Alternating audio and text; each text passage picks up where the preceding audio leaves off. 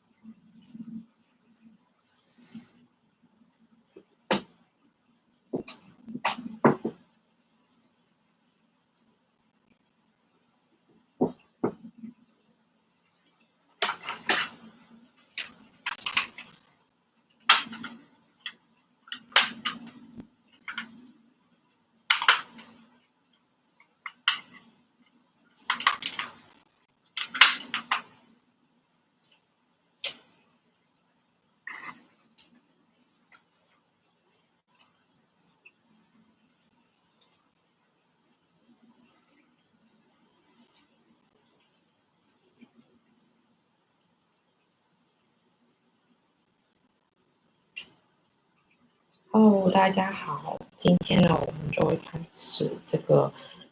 占卜的直播。就是我们今天的主题呢，就是叫做你该如何去完满你的人生使命。那这个题目是一个算是学了感情的问题以外，很常会被问到的。当我占卜或是咨询的时候会问到。当然就是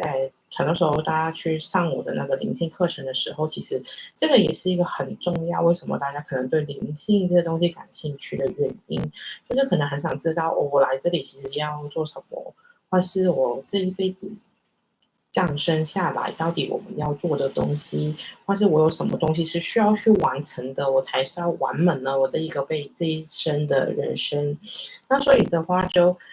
这个题目是夏米尔大天使去告诉我，觉得这一次可以做一下这个题目，是因为其实最近开始越来越多人对这种的关于人生使命这些东西感到开始有想知道或是想了解更多。那我们今天呢，就是有3个选项，这个大众占卜，那分别是选项1、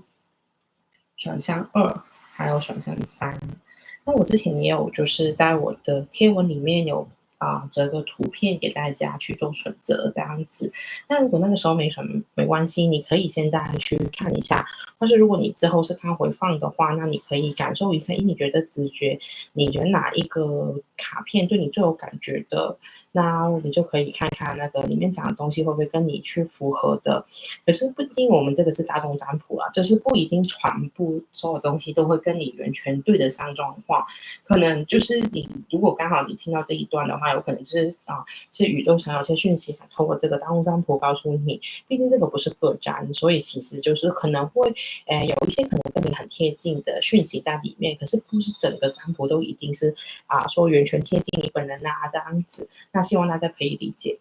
那好了，那我们呢现在会从我们第一个选项开始解，就是到底你的人生你是应该就是我们题目你是该怎么去完满你的人生使命。那我们呢一开始的话，我们会先去抽一下，就是你个人的特质是什么，就是你有些什么特质之类的，看看你可以觉得，这个跟我本人像不像？如果不像的话，可能你就可以去再选其他组看看会不会才是跟你比较对应的这样子。那我们第一张就是这个主牌是王子 Prince， 那我们会再抽一下，跟他看看到底现在你这个人的特质是什么。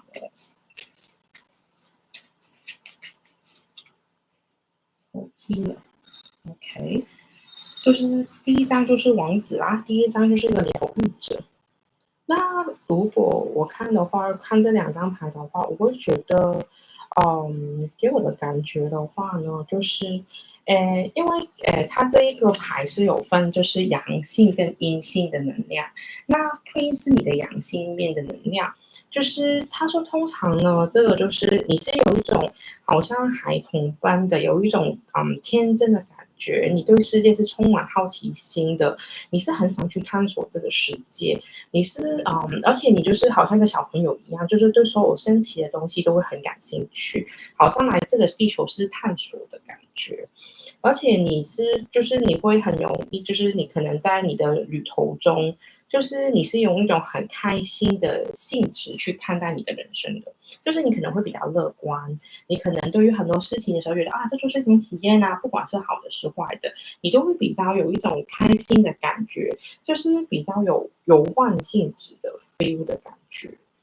那另外那个呢，就是这个是刚好我们说到是一阳一阴，这个是代表一个阴性的能量。那同时呢，就是你也算是一个疗愈姐的特质，就是你的心呢是很有同情心跟同理心的，而且你是一个有很多爱的人，而且就是你是非常的对于生命的神性的感觉是很强的，就是你是一个很尊重生命的人啊，可能是热爱大自然啊，热爱小动物啊，你对于生命的能量跟力量你都是非常重视的，而且就是你会你而且还会疗愈自己还有别人。就是有可能啊，任何人可能不开心，跟你聊一下之后，就会感觉到啊，比较能放松。你是很愿意去让别人去变得更完整的，就是你会很愿意为别人设想。就是从这两张牌看到你的个人特质，那我们会再抽一些牌去看看，其实你的个人特色还有些什么的东西可以看得出来呢？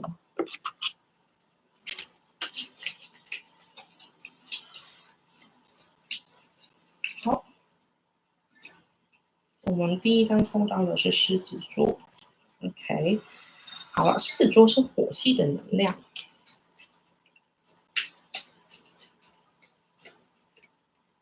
好，第二张抽到的是四宫。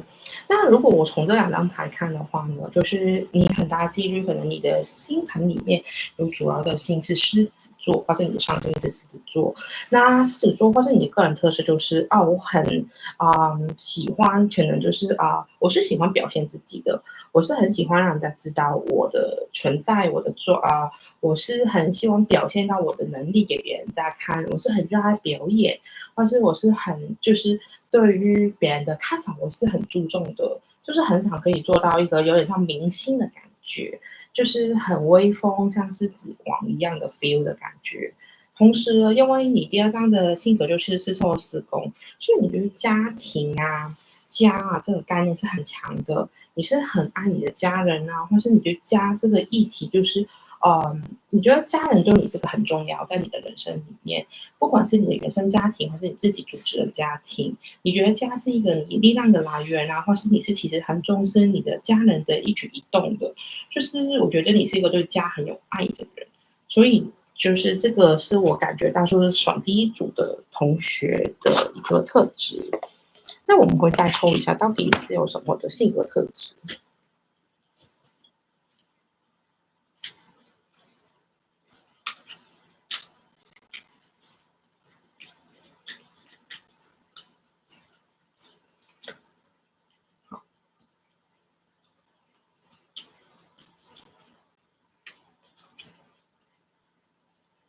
？OK，我们呢就是这个是一个我的卡这个是那大天使的动物卡，那所以它里面会有一些大天使的名字，还有就是那个动物的名字。那我第一张抽到了是这个 Ladybird 就是甲虫。那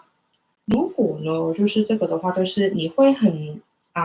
你是很乐于接受开心跟好运的。就是我刚刚说嘛，你像小朋友有点很乐观，很愿意去想好的方面吧。所以其实你自己的话，相对来说你是比较容易能够自我满足，而且你是自己的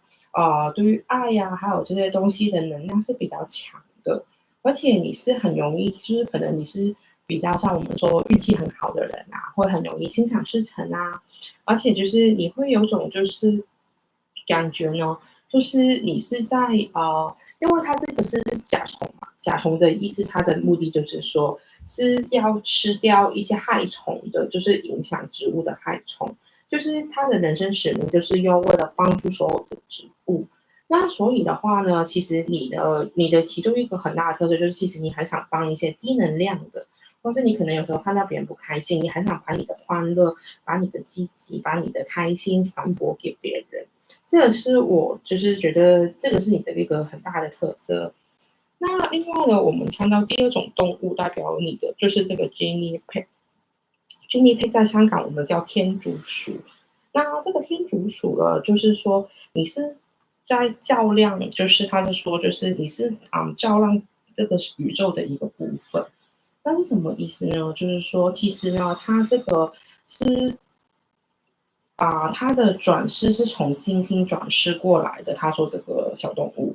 那所以呢，他是带着一个很大的使命来到地球去疗愈心，就是疗愈人的心。所以呢，虽然它很少，可是呢，就是很多喜欢天竺鼠，就是我以前有朋友养这个宠物，都觉得它萌萌的，很可爱，就是可以疗愈它。可能下班很累，看到它就觉得它很搞笑，然后就觉得很开心。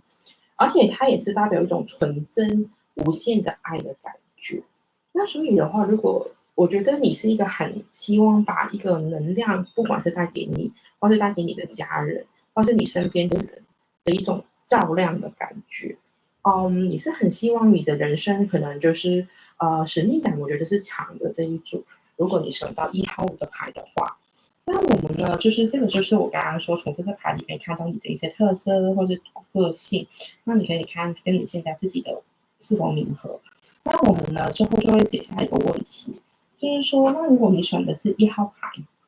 那1号牌组的话，那其实你的人生是有遇到过什么课题，或是你的人生课题其实是一些什么的东西呢？那我们就会抽一下，到底你现在人生有什么问题啊，或者你曾经遇到过什么的课题啊，这样子。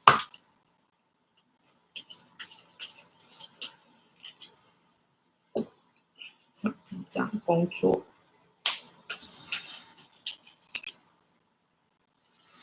，key force，OK，好了，你的问题的话呢，就是你可能在工作上面对于来说是比较大压力的，或是你会觉得好像老是在工作上面遇到一些不好的人啊，或是没有被赏识，就是说，哎，我明明觉得自己能力很好，为什么我总是好像遇不到一个好的老板，或是好的一些伙伴，去让我觉得有，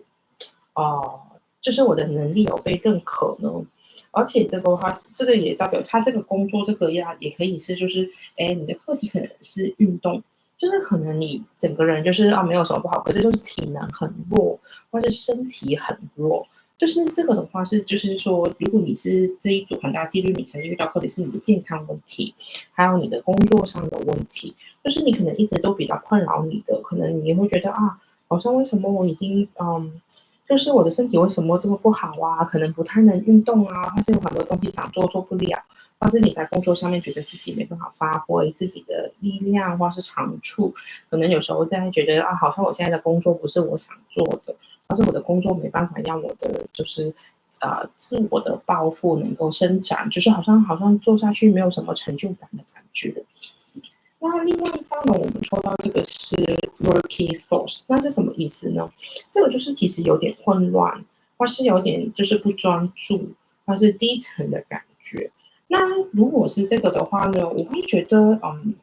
这一组刚刚我们明明说他不是很积极啊，很乐观啊，很愿意付出，可是其实呢，我觉得他的课题其实跟自己也是有关的，他的内心可能是有一些部分是觉得自己不够完美。或是觉得自我认同感是不够的，所以才会导致到他有时候就是，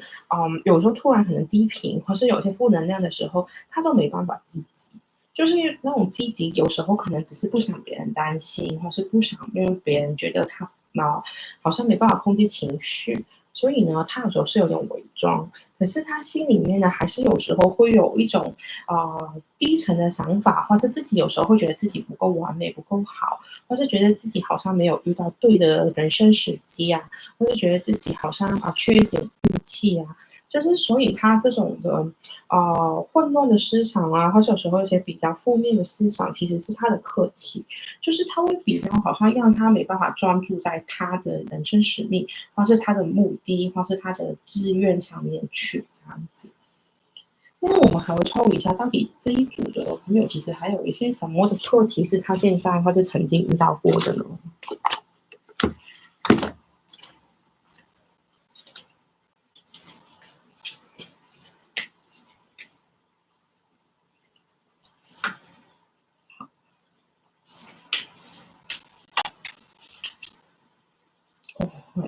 这个有点扯啊，这一组。为什么我这么说呢？是因为我们刚刚之前面就是说嘛，是工作的问题然后他有些思想的问题啦，然后我们跟着接着抽到就是十宫跟这个摩羯座，那是什么意思呢？就是刚好就是一样，都是这个能量，就是说他的课题就是跟一些长辈或是一些权威的人有关。就有可能他的课题就是说，好像他做的事情没有得到父母的认可，但是他在他的课题就好像是在长辈，可能跟父母的关系或是一些老板、长官的课题是比较大的。因为我觉得他其实对于工作来说，他是比较看重他自己的工作。可是如果你有可能就是好像你自己明明很努力做，别人怎么努力的，就是我们说，就是他没有在做对的事情，可是人家可能却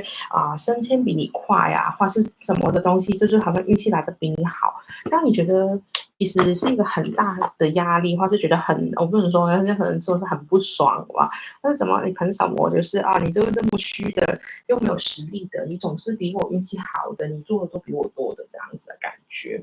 就是我会觉得这一组的选这组牌的同学，我会觉得他们其实给自己压力是挺大的。他的课题里面，因为他是一直给我的感觉，他是一个很重的人，就是他是一个很重视现实的社会地位，还有就是他的生活环境、物质需求这个东西。可是他却总是觉得自己在这个就是工作上的人际关系或是长辈缘就是比较缺乏。所以导致他好像很容易跟一些这些长官可能有些不合的状况，就是所以他的课题都是围绕着工作长辈这些或者一些贵人的方面有出现的问题。那我们还会再看一下，除了这些工作的问题以外呢，还会有些什么？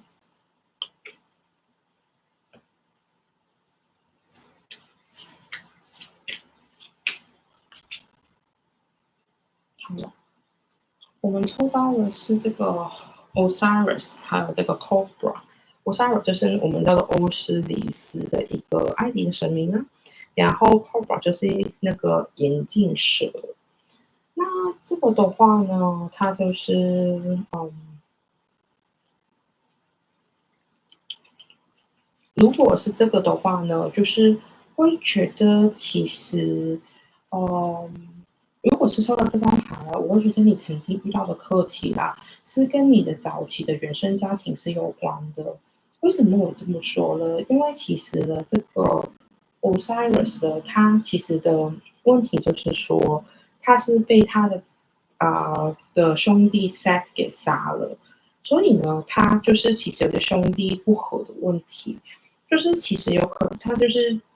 所以为什么大家就是说你的课题其实跟你的原生家庭或是你的一些的兄弟姐妹是有关的，你遇到的课题，可能你会觉得为什么你在这个家不被重视，或是要么就是过度重视，所以可能你跟兄弟姐妹的关系是不好的。或是其实你在你的原生家庭里面可能承受过一些不好的经历，在你小时候，所以这个就是你会觉得这个是对你一个挺大的课题，对于你家人，因为你是个重视家人的人，可是你可能小时候的环境不好所以你很想努力去让自己成长让自己赚更多的钱去为家人带来更好的环境给我的感觉是这样。所以的话，就是你一直好像你的课题就是跟你的家庭是有些关系的。那然后呢，我们第二张抽到的是这个 Cobra 啦。那这个眼镜蛇呢，它其实呢，就是说是代表恐惧的，就是在古埃及里面，就是你自己是有一种就是你的课题，就是好像你会很容易担心，那种恐惧是我觉得他们一起看的话，就是你过去可能曾经有一些东西例如可能你小时候家里条件不好，你曾经贫穷过，所以你会对于贫穷或者一些物质的条件会有一种恐惧，就是你会很担心会不会突然发生什么的问题，好像现在开始经济有点不好，会不会经济不好的时候，我马上就会变到像以前家里那么穷的时候又会再发生呢？或是你曾经可能家里发生过什么事情，或者你小时候可能是你健康问题，你小时候生过大病，你又突然开始有一些身体的现象，你又担心会不会我又是一个大病的征兆这样子。所以呢，你是有一种你的课题都会跟你的内心的恐惧是非常有关系的感觉。那好了，我们看完这个就是你曾经遇到过的课题，那我们就会再看你的下个部分，就是说，那到底其实你的什么东西在阻碍你去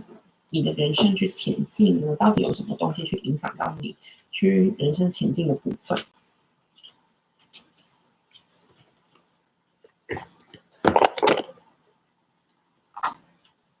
好，我们如果抽一组塔罗牌看看，到底你的人生被什么东西影响着，阻碍了你的人生前进呢？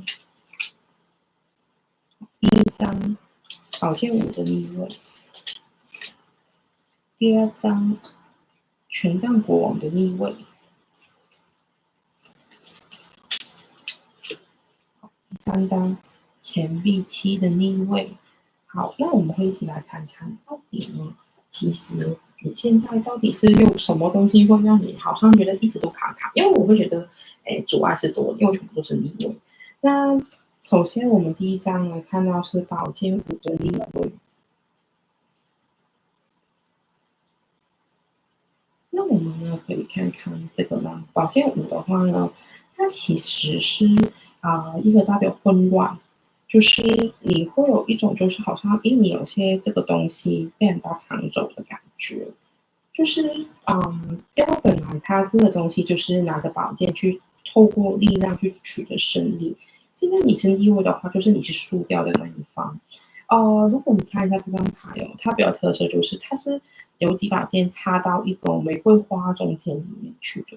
就是你会觉得有一些你心里面有一些很重要的事情，你觉得你是缺乏的，或是你觉得你是没有办法，你又没有得到这个东西，所以因为你这种缺乏的感觉，或是失去的感觉，才会让你好像觉得我没有办法去让我的人生更顺，或是我好像找不到我人生的意义。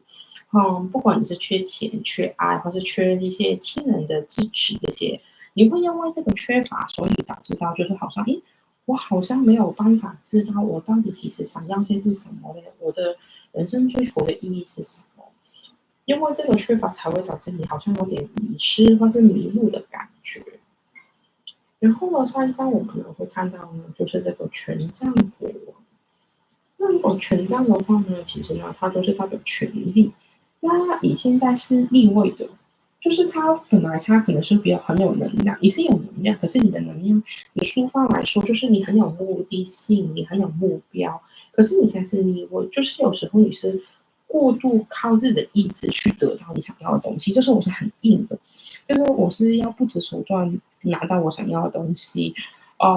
比较不能放松自己吧，我会感觉就是你可能在你工作上，你很努力的去往上爬，你希望达到更好的阶梯，或是你希望做很多事情，希望满足你的家人，满足所有人心里面的期待，可是你是很过度用力，所以导致到其实你没有办法体会那种真正的开心吧。就是你会有一种好像我明明做了这么多，为什么我感觉还是有种失落感？但是我还是觉得我没有办法去做到真正的开心。就算是假设你今天可能已经得到一些人家认为是好的东西，可是你还是会觉得不够，或是你没有做到最好，或是你觉得你自己有的东西还是跟别人比起来还是差很多的感觉。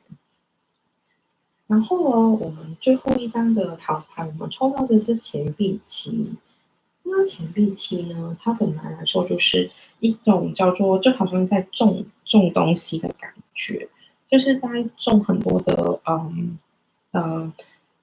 去把一些东西等收成，就是下播种子之后等一些收成啊、成长的感觉。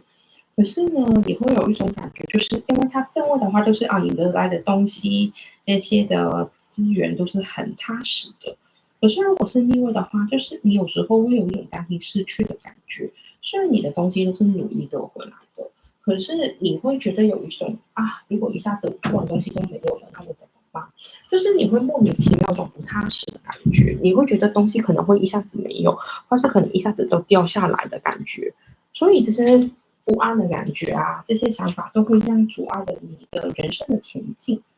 那我们会再抽一下其他的牌，看看有什么东西在阻碍你的人生前进。好，第一章 inspiration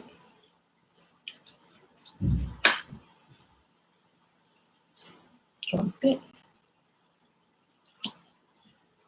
抽到这两张牌的话呢，会给我感觉就是，嗯，你的，因为前面抽的牌是说，就是你的，我觉得你是一个很 OK，可能会觉得物质很重要。有时候你现在为什么阻碍你的，就是你会缺乏一些那种启发，或是一些让你的东西活起来的感觉。为什么呢？是你抽到这个叫做 inspiration 啊，就是我们说的一种说怎么说，就是这种灵性的一种突然我们说就是一种启发吧。就是你可能有时候就是做的东西，好像觉得，哎，我怎么可以变得更好？你会觉得你已经用了很多你能做的，或是你觉得一般人都在做的东西，可是你明明都已经做了那么多次，为什么还是觉得好像没办法突破你现在的状态，或是好像我总是没办法满足，不管你的物质跟心灵的状态。那所以现在你是缺乏一些比较特别的一些觉醒啊，或是一些点指的感觉。所以你因为这些可能我就是只能，我觉得我的人生就是要这样做，或是别人觉得就是要找一份好工作，结婚生小孩啊，这样就是完美的家庭啊，完美的人生啊。可是你觉得，其实你是缺乏一些你真正的一些点子啊，可能说其实可能你的人生可能我要出去闯一闯，创业，这个就是可能是你想要的比较一些特别的东西，可是你是缺乏的现在，所以因为没有这些想法或者奇怪的一些点子吧，我会觉得就是说导致到你现在是有点没办法进你的人生没有再往你的方向去前进。然后第二张我们通常是 transformation，就是你的转化。给我的感觉就是说，你现在的话就是，你好像就是，一直在这个阶段之后就开始停掉，你都没有再去变化或是进化你自己。你可能觉得我现在觉得我已经是一个可能是一个中间的管理层，或是我已经到了一个啊、算是比上不足，比下有余的状况。可是我已经缺乏去让自己改变变动的能力，所以因为这种不想改变的状态，也会导致到你可能，好像你的人生没有在往前走的感觉。那我们会再抽一下，到底还有什么阻碍了你的前进？好，第一张是这个牌，第二张也是抽。那我们看第一张，OK，图画是两个人的。OK，首先他就说你的感觉、你的情绪，你应该让他们去被聆听，还有去被感受，不要去控制它。所以呢，就是等于说，你可以看一下这个图，你会不会有一种感觉，就是其实你的灵魂就好像这两个人，其实他很想被听到，到底我现在的感觉是什么？如果你是觉得其实我觉得不开心的，或是你有些情绪，那你就要听自己的感觉，去表达，或者去知道，其实这是代表什么意思？可能你已经做了一些你不喜欢的事情，只是因为一些物质的原因，所以你还在做。那你是不是应该听一下你的心里面的感觉、情绪，其实是想跟你讲什么？去判断现在你做的事情还是对的吗？因为这样子的话，就是你忽略你自己的想法跟情绪，是让你现在没有办法人生继续前进的原因。那另外那个原因呢，就是说，嗯，你想去找寻你自己的时候，你会觉得好像没有人可以明白你。就算所有人，其实你身边的人啊，或是家人啊，从来好像你在做自己，你讲一些事情，他们觉得你很天真，或是好像你都是想不周全，就是你有一些可能你的梦想曾经跟别人讲过，我觉得别人都觉得你这样真的很幼稚啊之类的，所以你导致到就是说，你会觉得做自己或是找回真的好难。就是你会看到好像，有些人都是那种，我觉得这种图案现在这个 moment，我觉得好像他们就是在做，黑脸的感觉。你发现你只要讲一些你的梦想、你的理想，总是被人家觉得不好啊，或是很多的批评。因为这个原因，所以才会导致你现在人生没办法走，就是去前进。因为太多人可能不太同意你的想法，或是曾经给你一些的就是阻碍，就是觉得你做这种太没有出色啊，或是赚不了钱啊，你就曾经听过很多这种的事情，所以才会导致我的人生我就没有什么想法了，因为我只好做别人都觉得我能赚钱的事情啊，或是觉得我做得好的事情，我就可能对自己的人生想法或者理想都全部都磨灭了。那我们会再抽一下，到底第一组同学的人生使命其实是什么呢？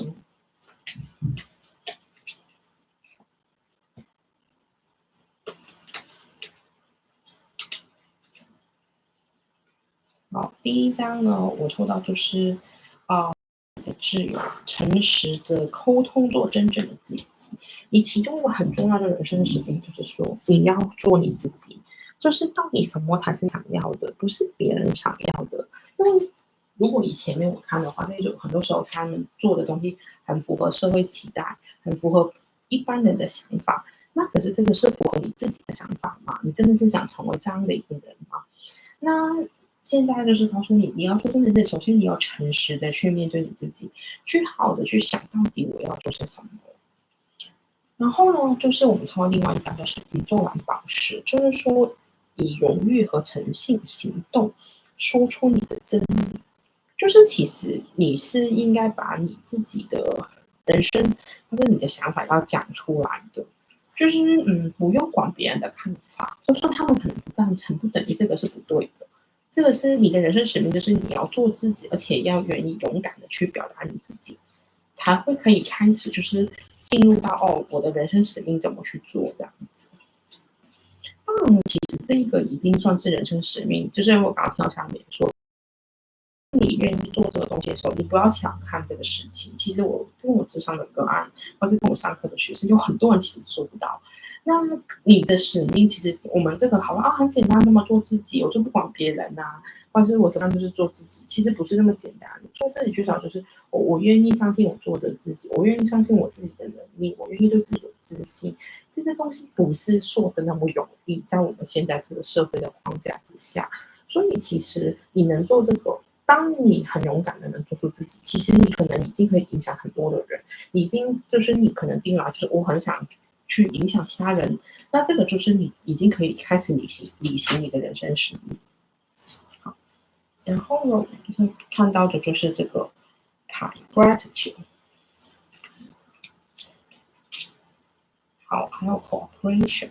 那你的人生使命还包括什么呢？这个是一个往进阿特兰蒂斯的牌，就是说你是要就是或者就是感恩啊，你要感恩你生命中的机会，还有地球所有的东西，就是还有从你的日常生活去表达感谢，就是你会感觉到很开心啊，每个时间，而且你会感觉到有丰盛的能量在这个宇宙。那所以的话呢，你的人生使命就是要开始，就是你要对整个宇宙去表达感谢，也是你使命的一部分，就是尊重所有的生命，包括地球的能量。因为我们刚刚说嘛，其实你就是好像那个 Genie Pay，就是那个天竺鼠。那所以的话呢，就是说，其实你就是在传播光跟爱的感觉。不好意思。然后我们就到下一个，就是你要表达感恩，把感恩的心传播，让更多人知道到底怎么去感谢宇宙，怎么好好去利用地球的资源。然后呢，还有你的人生使命就是要跟别人合作。合作呢，这个东西呢，就是他是说什么呢？他是说在王金阿特兰提斯的时候，每一个人呢都可以无私的去跟他的最好的为大家最好的好处去做一个合作，让大家都可以感觉到安全，而且会很被就是被。所以呢，就是你因为我刚刚就是说就是说，其实你会有一种缺乏不安的感觉。透过跟别人的合作，去让自己这种不好的这些我说比较低频的能量吧，去掉，其实就是你的人生使命的一部分。就是怎么去透过跟别人的合作，或是疗愈啊，你怎么样去让自己可以更多的人去合作疗愈你可能不安的感觉，或是你们可以一起疗愈你跟别人一起的不安的感觉，就是可以被疗愈，就是你的人生的一种使命，怎么去好好的去跟别人合作，让双方都达到最好的。好，然后我们再抽一下。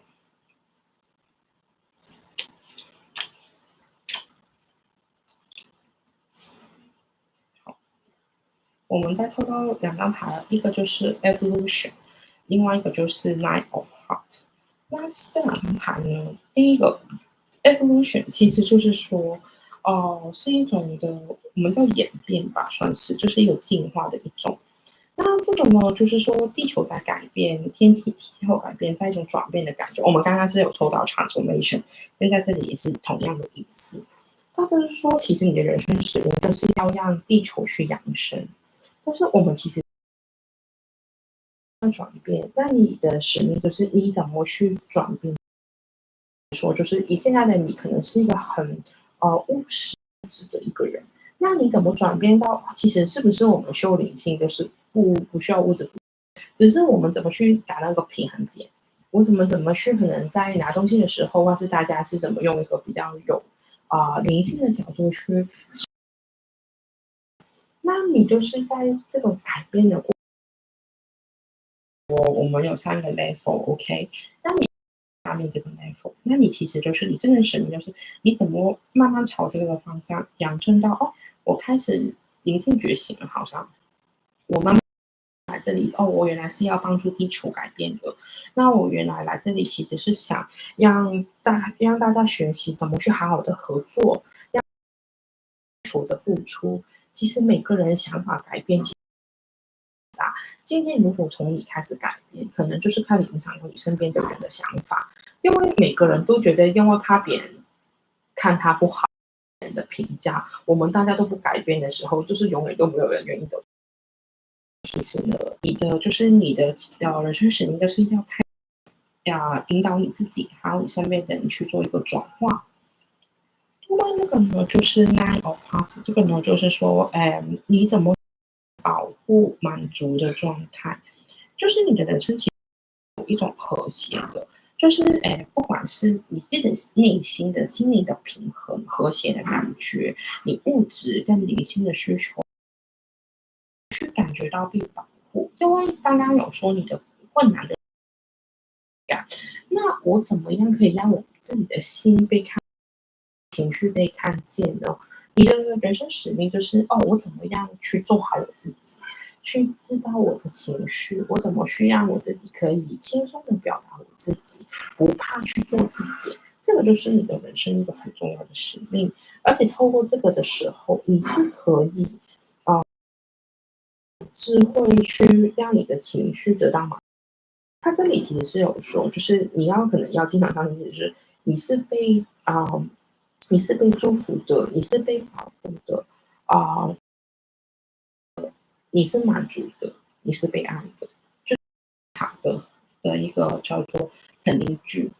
只是它本来是写我是，所以你可以，如果你想就是变成一个肯定句，你可以自己用，你就可以告诉自己，我是被祝福的，我是被保护的，我是感恩的，我是满足的，我是爱着。那你就可以你就可以慢慢的去知道我的人生使命其实有这种感觉。如果你能达到这样子，其实你的人生就可以开始感觉到我自己有比较满足，比较往对的方向在走。那好，我们下一个最后一个抽的就是问，其实如果你是第一组牌的话，那你可以怎么去做，去让你走在那个开始对的方向呢？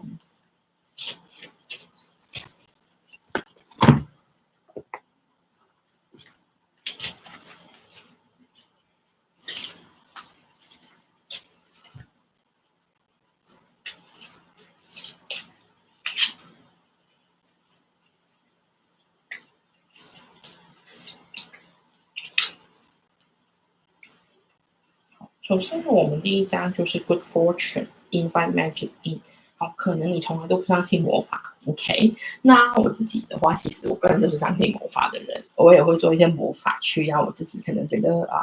帮助我的运势这样子。那他说你可以怎么去开始你的方向呢？就是你可以考虑为做一些魔法，为自己带来好运气。OK，就是你可能假设你是有去拜什么神明可以去拜拜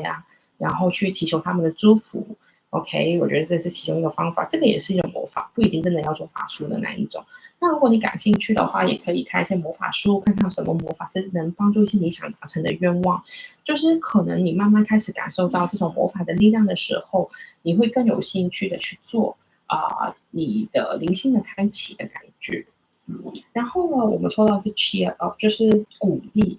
life in the moment，就是活在当下。有时候这句话呢，大家经常听什么叫活在当下？那我发现其实很多人我们都不会很难的活在当下。为什么这么说？是因为今天的你可能已经在担忧下个月要发生的事情，下一年要发生的事情，反正将来很多事情你已经开始在担心。那他说就是说 cheer up，就是说其实我现在这一刻过得很开心，我应该很感恩，我现在还有一个好的地方住，我还有好的食物，但是我还能跟朋友相聚。这是我们怎么样去把握现在的每一分每一秒，而不是要担心过去，也担心未来。你这样子的话，你才能把你每一天过好。当你每一天都过好的时候，是不是你的人生就会慢慢走到一个对的轨道，而不是一直因为担忧未来的事情，而导致到你现在的生活质量过不好，或是现在情绪不好。那你还可以做些什么呢？去让你更加往这个方向走呢？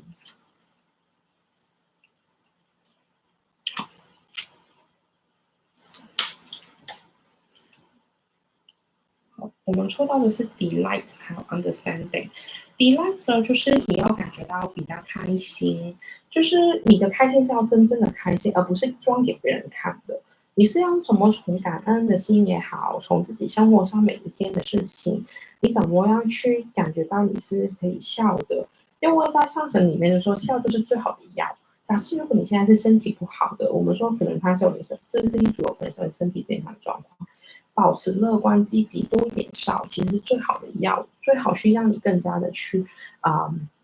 快速的传愈治病，保持乐观的心。因为如果大家都知道，其实很多时候我们有些癌症啊，现在大家最担心的是，这些都是因为我们有很多负面情绪累积在身体，所以才会导致这什么病变啊，或者细胞的改变啊。所有的问题，那所以其实只要保持乐观积极的心，可能已经是很多问题的解决方法。另外一个呢，就是理解 understanding。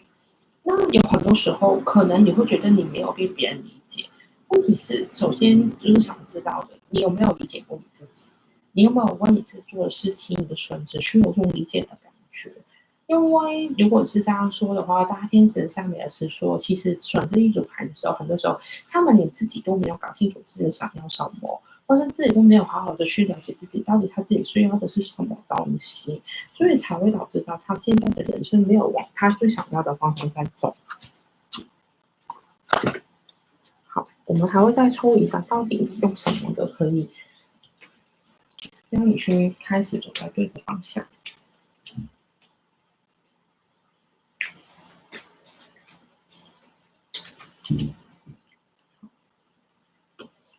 那我们呢会觉得，就是抽这个的话，如果你要走在对的人生使命的话，你就要这个是第七道光仪式结束庆典，就是你开始要建立你的人生的一些丰盛的感觉，你开始要感受自己越来越多，越来越好，你要开始感受你所拥有的，就是比较变得比较那个节序不是说你要跟着社会节序，不是，是你开始要给一个自己的一种感觉，就是说我其实拥有这些，我值得高兴，或是我每天那个流程中，可能我会感谢，就是我现在宇宙给我这么丰盛的食物，我会开始养成一种感恩的习惯，而是一种让自己觉得开心的习惯。考证假设你每天如果做一件事情有开心的，可能我发现早上5分钟的一种好好的呼吸，好好去聆听自己的事，那你开始建立这一种好的习惯，让你变得更加去了解自己。好像我经常都会叫我的个案多喝水，因为水是一个可以帮自己的能量带到身体的一个重要的媒介。那可能我会养成一种节序，就是每天多喝水。可能现在夏天可以喝到2公升，甚至负2.5公升，就是我会养成这种习惯，去让自己开启我们新的人生。从一些习惯的改变，就是可以帮你会达到一些人生的道路。然后第二道我们通常是生命的道路。那这个的话呢，其实是想要去认识到底生命是什么东西。因为我们很多时候就是，现在人是比较难缺乏就是生死教育，我们会觉得死亡是很可怕的那我们怎么庆祝生？不会庆祝死亡嘛，对不对？那其实就是你要多了解这一个方面的事情。其实人生的意义是什么？你来这个世界，地球是什么？那我们其实应该做一些什么？你可以多了解关于生命这个事情的意义，还有价值，就可以帮助到你去走到你的人生方向，就是走到你的人生使命这个部分。那还有最后呢，我们会探索，就是说，天使还有你的高我有什么话想跟你讲呢？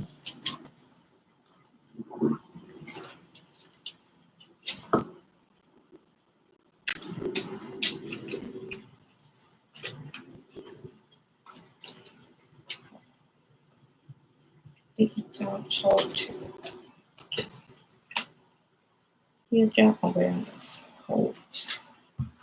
首先呢，你的天使跟你的高我呢，都会想跟你说的是，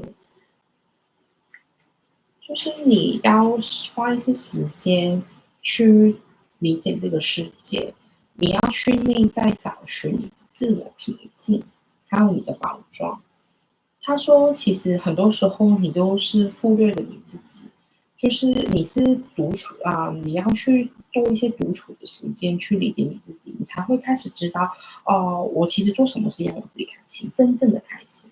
他就是说，你要多花时间跟自己相处，去了解清楚自己的内心情绪跟想法。然后呢，第二章 awareness 这个就是说，你要用你的直觉力开始去感觉一些周遭的事物。OK，就是可能在石头底下会有一些你没有发现的宝藏。就是有时候我们现在人很多时候觉得，哎，没有那么巧啦，怎么可能？有时候你直觉其实是挺准的。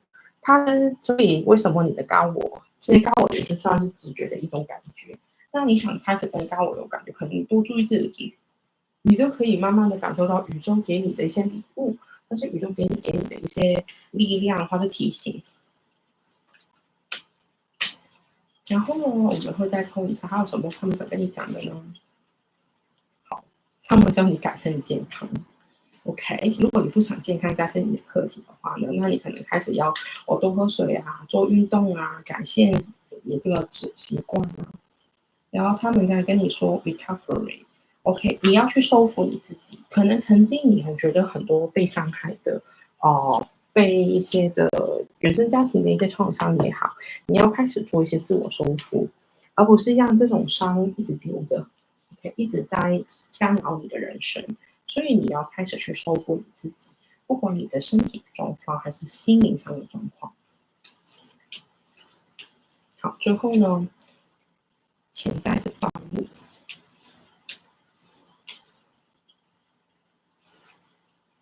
无尽的祝福。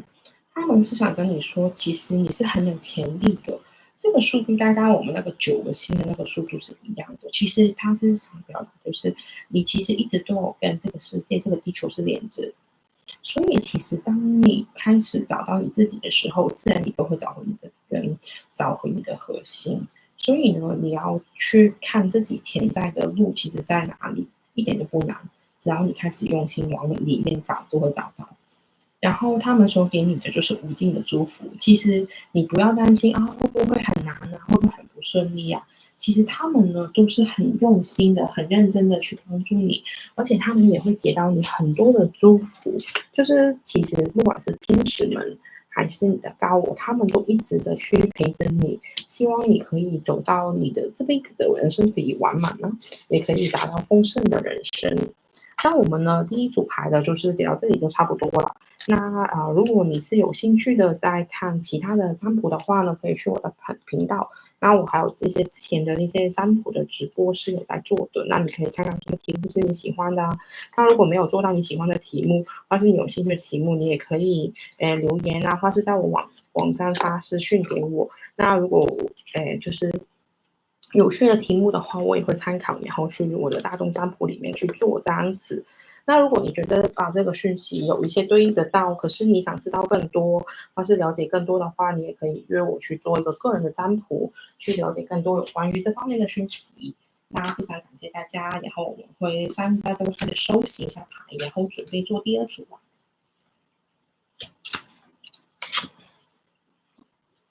第二组的就是抽到这一张牌的同学，那稍等我一下，我再收拾一下牌。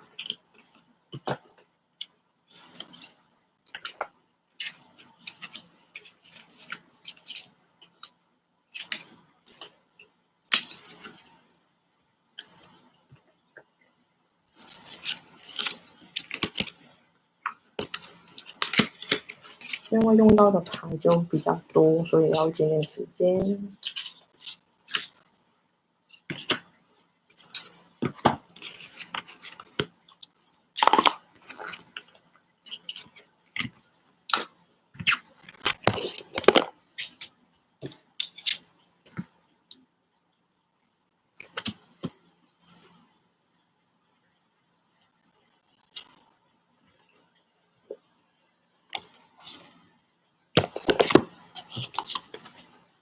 那我们呢，现在会开始第二组牌的选项，这个是选项2的组牌组啊。那如果选第二组牌的话呢，那我们就会开始看看到底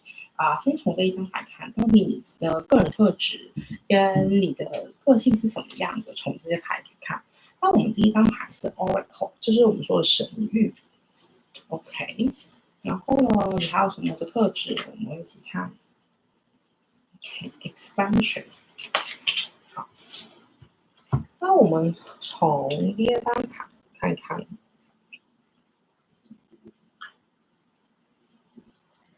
首先呢，第一张卡这个是一个叫做神谕，它是代表一种很聪明智慧，代表一个宇宙的频率，所以呢，它是有很多的高灵性的力量传到这个神谕里面的意思。就是如果是这样说的话，我会觉得你是一个很聪明，而且有很多想法，而且算是我会觉得你是算是有一种有天线的，我们说就是你会有一些神的感应，而且你是有种觉得很容易可能收到一些重要的讯息的时候，你可能就是有一种感觉，我就觉得这是天要我这样做的。所以我会觉得你选这一组的话，你的特质就是其实你是挺相信灵性的已经，而且你的直觉力我觉得是强的。而且你是挺有这种神的感觉，就是你会很容易感觉到神明的力量或是宇宙的力量，你不会有怀疑或是很多的偏见在这种力量里面，你是保持一种综合的，就是我是相信的，可是我不会盲目相信的感觉。那另外呢，这个是 expansion， 就是说是那种扩展。那其实呢，你就是会去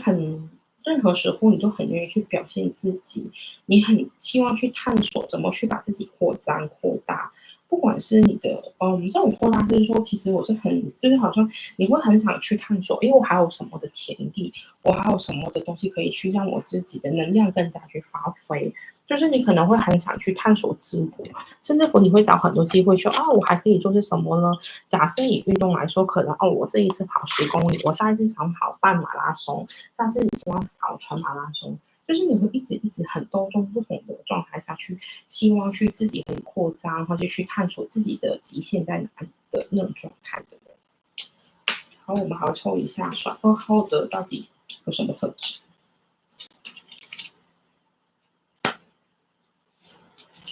好，我们呢抽到是 Venus， 还有第二个抽到是 Pluto。就是金星跟冥王星，那当然啦，有可能你的性格就会有这种金星的，我们说金星人就是金牛座跟天秤座，还有或是就是有天蝎座的特质。那是什么意思？就是其实你是比较喜欢舒服的，比较享乐型的 ，OK， 比较就是喜欢美的东西，你的性格会比较随和，而且也是比较会去挺会注意别人的吧。而且你是应该，我就觉得就是你会挺注重物质的享受，可能你喜欢吃好料，可能去穿一些舒服的衣服，你对于个人的感官是重视的物质享受。那然后呢，第二道我们抽的是天蝎。那这样子的话，我觉得你是个很重感情的人，而且是一个比较说，周一说就是不喜欢别人背叛你或是不喜欢别人就是耍心机这种感觉，就是你会有一种就是可能给我的感觉就是说，你不喜欢人家来玩阴的，就是因为虽然天蝎座其实就是耍心机，可是我觉得反而抽到这个反而是你不喜欢这一种感觉。而不是你是这样的感觉。可是你是一个有 power，就是有力量的人，而且你可能人生经历过一些大起大落，所以才会让你现在有这种感受，或是有这种的能力。好了，我们会再抽一下，到底有什么个人特质。好，我们抽到的是狗，还有这个松鼠，灰色的松鼠。那第一个狗的话呢，就是很简单，大家都会联想到，如果是狗的话，就是你是个忠诚的，你是一个其实挺愿意去保护你自己跟你的社区的一个人。就是你对于你的性格其实是很多时候呢，你是会很注重你自己的内在的纪律，就是可能你对自己是一个严格的人，可是你是那种可是你这种严格是为了可能，我为了尽我自己的责任，今天我会管好我的身体，是因为我相信，我希望我可以为我的家人带来更多的东西，但是我希望我可以完成一些任务，所以你会好好去管理你自己的感觉。然后呢，就是还有就是这个灰色的松鼠，那这个的话呢，其实是代表就是说，他是说，你是一个很，因为我们刚刚说嘛，你的灵性啊，或者你想法很多，很聪明嘛。其实你是一个很愿意去找不同的方式，就很愿意创新，或是想新的方法去解决你现在的问题。就是你会有种感觉，就好像没有难题是难得到我的，我都可以靠我自己的想法所有东西去突破，或是去改变。所以你是很愿意去找一些新的事物、新的方法去解决你眼前的问题，所以你是不怕去去体验新的东西，你是很愿意去跳脱或是去尝试的。所以为什么前面就说你是很愿意去扩张自己啊，去让自己去体验不同的极限啊的感觉。所以的话，就是我觉得你是一个挺爱冒险的人吧。就是可能你以前是有试过，可能很多时候危机转机，因为你是很愿意去，就算遇到问题，我相信我可以改变，我可以克服，可能会让我变得更好。你是比较积极的，你的性格上面，在对于难关或者难题上面。那我们会抽一下，其实你的人生曾经遇到过什么的课题，或是你现在遇到这些什么的课题呢？这样子，那个扯跟第一组是一样的。就是其实有30几张牌，我不知道为什么洗到就是一样的牌，很神奇。好，如果呢抽选这一组的话呢，我会觉得就是跟第一组其实也一样，工作上是你的很大的课题，就可能你曾经在工作上，不管是遇到霸凌，或是可能你在工作曾经有不顺利，让你觉得自己没有被认同，你的价值没有被认同的感觉吧，应该这样说。所以你的工作能力没有被认同啊，或是你曾经遇到职场的欺压，好像别人为什么你做那么多，又没有你那么好，为什么他却升职给你快呀、感觉，所以你觉得曾经工作上遇到一些不同的难题。第二个呢，这个是 court house。那毕竟是让光谱嘛，有可能你是有机会，是因为你之前遇到的可能是跟官非有关的，或是跟一些司法的东西是有关。可能你曾经陷入一些案件，或是你曾经被牵涉到一些官非的问题上面去，这个是你曾经遇到的课题，而且对你影响是比较大的，可能让你很烦躁，或是让你觉得这个世界是不公义的。或是你可能觉得你曾经就是因为被不公义的对待，所以你才会跟法律有关系，被扯上就是跟法律啊，或是审判啊这些东西有关。当然你有可能是被污蔑，有可能也是受害者，都有可能这个东西，只是这个就是你曾经经历过的课题。好，我们再看一下。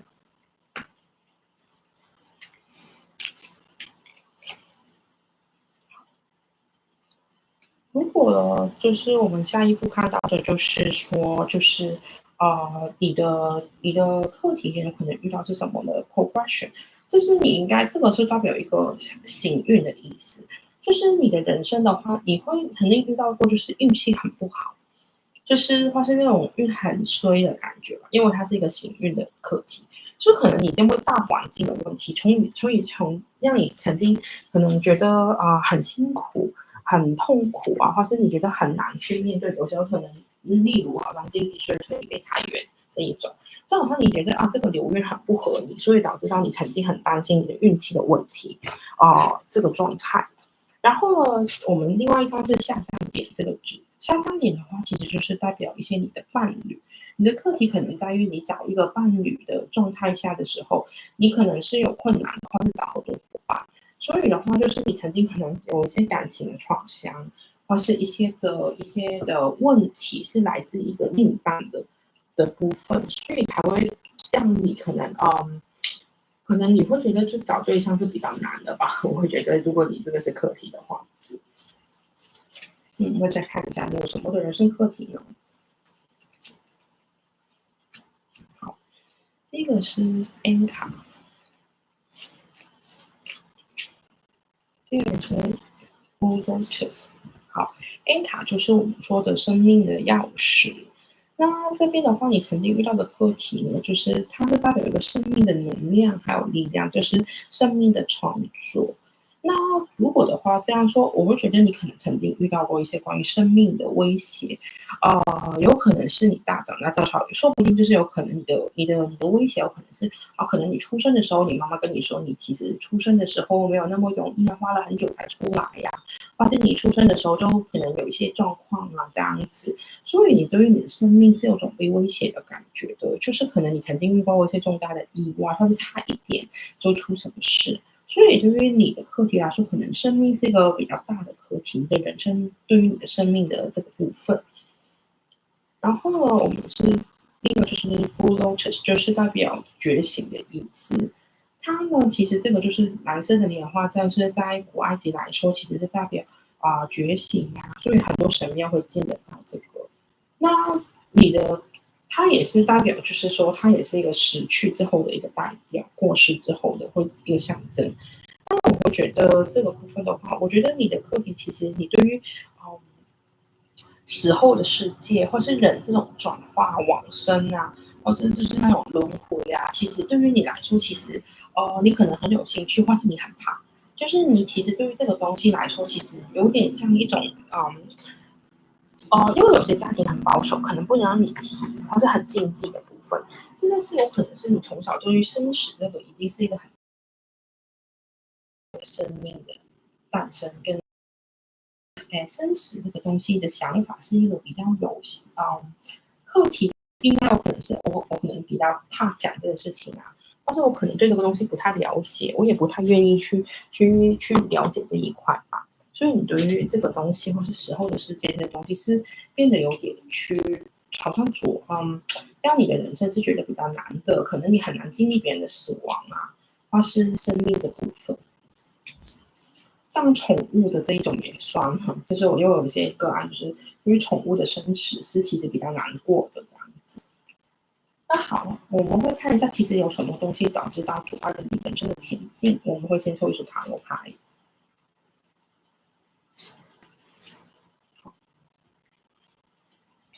首先是正义，那么是宝剑九，就是权杖六的逆位。那从塔罗牌里面呢，会看一下到底其实，现在那我们呢，就是第一张就是抽到正义。我刚刚有说了，就是我们前面不是有提过，就是你的人生的课题是跟那个 courthouse 有关嘛？那你刚好这里抽到一些抽出正义。那因为他们占卜可能是不同的人有不同的能量，可能有些人对应得到就是，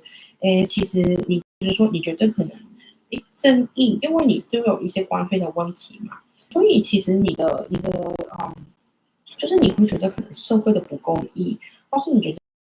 好人不一定有好报，这种感觉去让你觉得你的人生开始怀疑，我应该就是什么？你发现，坏人其实可能过得吃香喝辣的，那我为什么还要那么努力当一个好人？或是为什么还要上什么人生课题的感觉？就是你会觉得，正义到底是在哪里？为什么我现在好像我觉得这个世界它都不公义的事情？所以因为这是个情况的发生，所以让你开始阻碍了你的人生的前进。然后呢，我们第二站看到的是宝剑九的正位，那就是大家知道宝剑其实它有一些思考啊的想法的东西。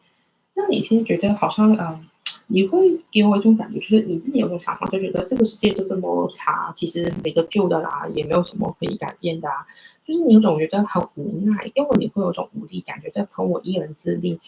从你可能过去的事情，你会觉得，其实没有办法可以改变。你其实就是刚好我们这里看到有自己的感觉，就其实大家都看不见真正的应该做的事情，大家都好像没有看到真实的世界的感觉。所以你会觉得很无奈，因为你完全觉得有种绝望感，就觉得啊，虽然我知道地球在很多的问题发生，可是我觉得，大家都是这样想，其实我一个人也没办法改变的那种感觉。然后呢，最后呢，我们抽到是权杖六，那如果它的正位，当然真的大家都很开心，在欢呼。那现在是逆位，其实就是说，你对于这些地球上的不公不义，其实很不满的。你这种不满其实是有阻碍到你的那种人生的情境，因为你会觉得，既然我这个世界本来就是没得救的，那我也其实觉得我朋友的能力没有办法改变，虽然我很不满，可是我觉得我无能为力，我是没办法做什么的改变的。那我们会抽一下，到底还有什么东西会阻碍你的人生前进呢？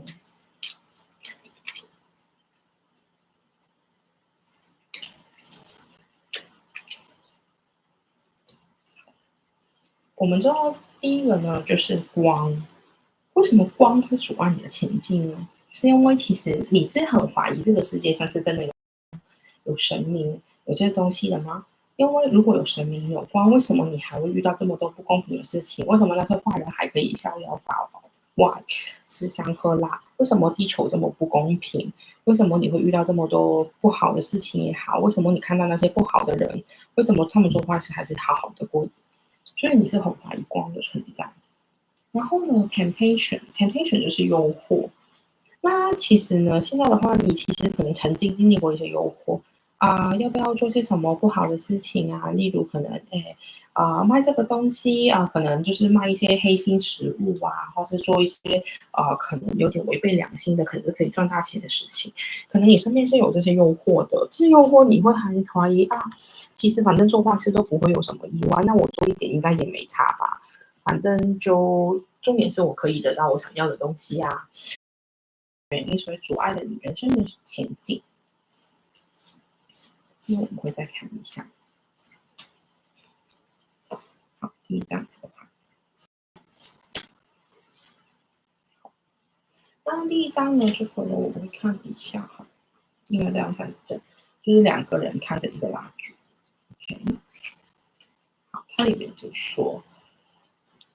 原谅呢是可以让我们知道我们本性的光还有影子，让我们呢可以知道两样的存在，不会有这个的 judgment，就是有这个批判的想法，就跟前面就很对应，因为我前面有讲到光也讲到就是其实呢，你要相信，虽然这个世界是有黑暗跟光明的，可是我们不能就是否定光明的存在，就是你要可能你会遇到一些不公义的事情，可是这个不是全部。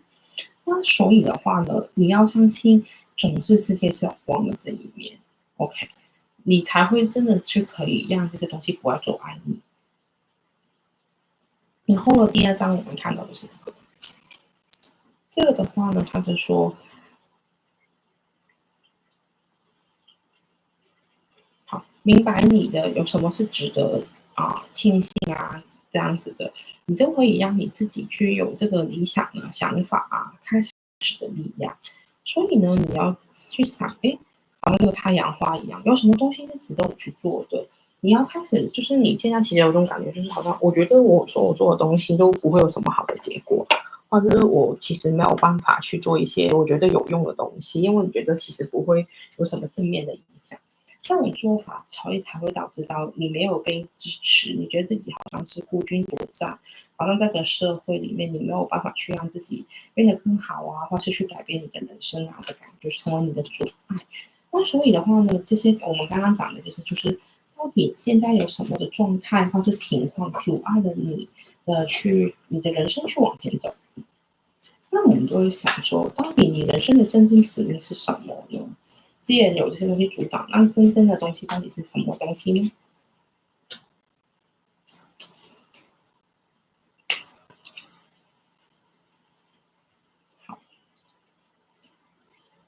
首先呢，你真的人生使命就是说，你要去保持开放，步入在这个爱的里面。那是什么呢？就是说，你要相信爱的力量，你的人生使命。现在你可能觉得光是很遥远的，这个我们刚刚说独角兽，其实独角兽就是在第七维度和第五维度，就是代表光的存在。那你相信这种独角兽，这样的爱，就是你才开始你真正的人生使命。现在的你可能对这些东西觉得可信了吗？有用的吗？你会有种很怀疑的感觉。你的人生使命就是首先要让自己去相信、了解，因为你要找到这个盒子，你才会有真正的喜悦。在这一个来说，就是你要找到那个真实的灵性的东西，你才会看见地球或是这个世界的真理。现在你是现在你看到的表象所蒙蔽了，所以你真正的使命就是我要切开到底真实的人是，这个地球应该是长怎样。好，然后我们抽到的是 Birth Crystal， 还有也是这个 Nourishment， 跟刚刚是一样的那个意思，就是说你要首先我们先看这个 Birth Crystal， 它是说当这个婴孩出生在这个黄金世代的时候，每一个的水晶他们都会就是放在它的旁边这样子，这样子所有的人都可以感受到这种的，就是我们叫做转世状态。那因为很多时候我们没办法去记得我们是来自于哪里的，可是透过它的这个匠心的水晶，他们呢就开始跟他的家有连接，感觉到安全温馨的感觉。来到地球的时候，那你真正人生使命其实就是你来地球是有原因的，这个是跟你前世有关。那你人生使命就是我怎么从我过去是知道一些事情之后，然后去让我知道那个你明明有要来过，那我为什么要再来？那你真正人生使命就是因为你有一个东西是一直想完成的，所以你才会再来，只是你现在可能没记起而已。至于这个 nourishment 呢，就是我们看到很多的蔬菜水果这样子。因为呢，他们就说，在那个黄金时代阿特兰培斯的时候，其实人都会种很多的食物，用他的爱去做的。他们会播音乐还有给那个植物听还有去放很多特别的水晶跟他们在一起，让他们的水果跟蔬菜的充满宇宙跟营养的能量。他们是很简单、很新鲜的食物去让他们去生长然后这些食物都是被祝福的。那这种被滋养，为什么跟你的人生使命有关呢？就是我听到下面是说，是因为你的人生使命就是怎么去好好的去享受跟使用地球的资源，就是你怎么样这些资源能够有效的发挥它的用途。这个我没有说要很大，就算从你个人开始做起，可能我每天会把这些，好像你不会吃剩食物，你会把一些东西好好的资源去利用，好像废品回收这些东西，我都做得很严正的。这个就是你人生的使命，去体验怎么把所有的东西好好的去利用，然后怎么去让这个的我们可以跟这个地球的能量和谐共处，就是你人生的使命之一。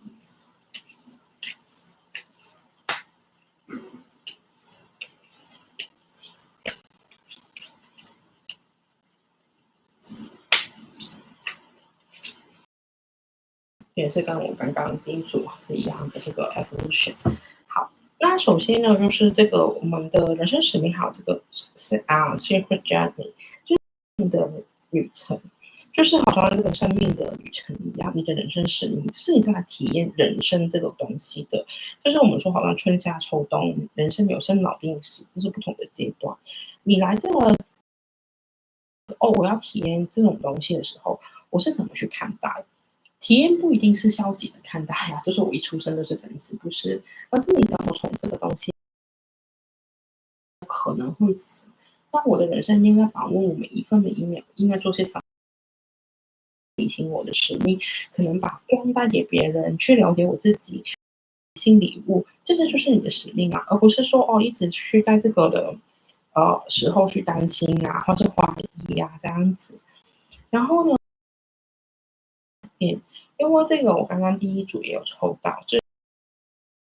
天气候有很多改变，好像今年的夏天特别热，只会越来越热。那我们的人生使命是我怎么去改变这个地球的气候？现在可能会很觉得哦，我的能力很少，我没有什么东西可以做。其实我们生在这个地球上，我们每个人都有责任去怎么去让地球可以，或是去改变啊这样子。但是你的人的使命就是要协助地球去让可能天气变回一个正常的，去让所有的生物都可以好好的去延续这样子的人生使命。没有说要很多，就是从我们每天可能你省电，或是你开始使用再生能源，这些东西都是我们可以做的改变。因为我经常都是会就是有这种想法，就是说，因为我是用吸引力法则的，但吸引力法则是说地球上的资源，或是这个的，其实每个人都可以丰盛，因为资源是无尽的，只要你想，你愿意，你都能收到你需要的部分。所以，因为这个原因，而不是我们要很多的去索取这些的东西，或者去抢更多，或者去霸占很多。那其实我们现在很多人的使命，其实就是我们怎么去让我们的地球变回来。那我相信这一组抽到的也是有这种使命，就是我们怎么从我们自身出发去改变这个地球，让我们当然可以灵性的扬升，找回自己的光，也是怎么样地球可以让后面的后代，或是我们的在这一代的，我觉得不用等后代，我们怎么可以跟地球和平共处？这个也是我觉得很多人的人生使命。好，那我们然后就会再看，就是说，我们看完你真正的人生使命，那到底你现在是怎么样可以做去让你开始朝这个方面迈进呢？第一张 friendship，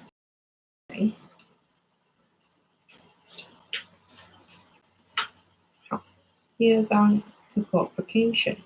好，他说呢，就是你第一个可以做的就是你怎么去滋养你的关系，你的友情。这个友情呢，他说就是下面也不是说，就是不是你跟你的好朋友这么简单，是你跟大自然，你跟整个地球，你怎么去和谐共处？你怎么去看待你跟不管是其他人之间的关系？可能你的生意伙伴、你的合作伙伴，甚至乎你的邻居，还有就是你每天见到的人，你怎么去好好的去照顾这个关系，让大家可能受到你的影响，然后可能大家都会做好回收，或是做好很多的改变，就是从这些关系开始，从你经营关系，再怎么去影响到你跟别人的改变，就可以帮助你走上你的人生使命。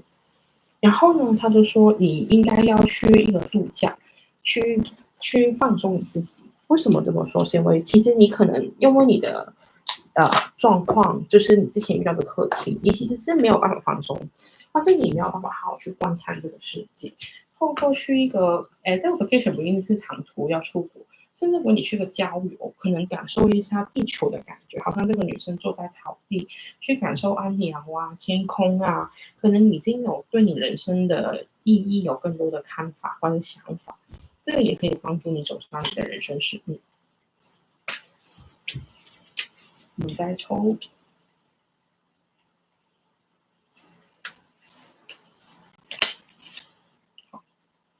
然后我们抽到的是这个 concentration 还有 fulfillment。那我们这样呢，就是这个专注 ，OK，就是说，如果你想开始你的人生使命，首先你的人生要开始要专注，因为你，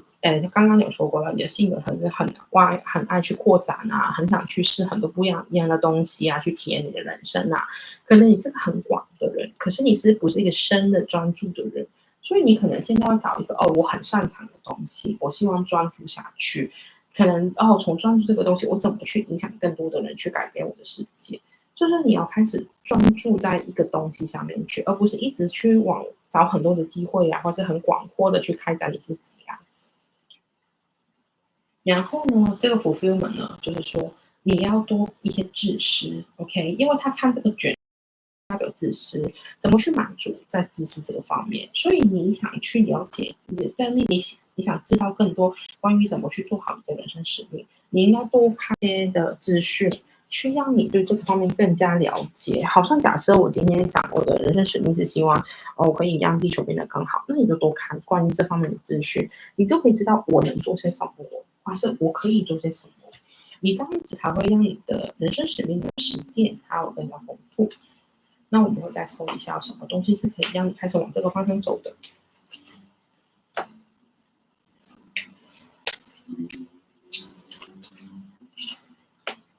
抽到的就是这个第6道光、虔诚专一，还有意识连接的邀请。好，这个就跟这个很对应的到，就是你要专心。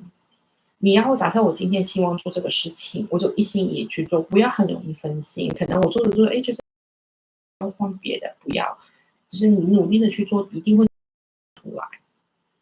还有呢，意识连接的邀请的，这个就是说，哦，你可以开始跟你喜欢的神明去有一些交流，或是沟通，或是跟大地一些沟通，或者是小动物，你可能开始，可能你宠物，你开始跟他们邀请，你有什么事情想告诉我吗？可能你开始会受到一些新的指引，或是一些新的感觉，去帮助你踏上你的人生道路，这样子，或是他们，你可能感觉到一个讯息给你，这样子。说不定我们这一组有些是那种动物传心师啊，可能就是会从动物感觉到他自己怎么去履行他的人生使命啊那样。然后呢，还有了，我们最后就是天使跟高我有什么东西想跟你说的呢？关于你的人生使命的部分。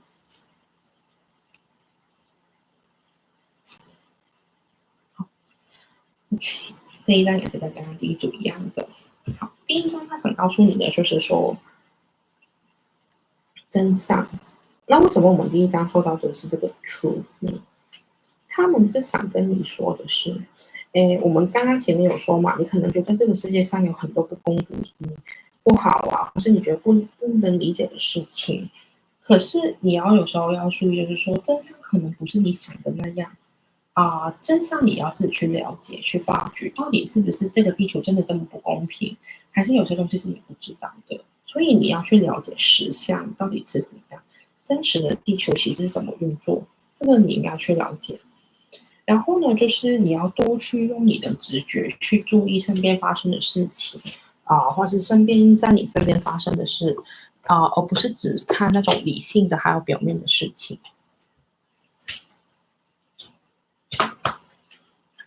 然后呢，我们还会看看到底天使跟高我什么跟你说。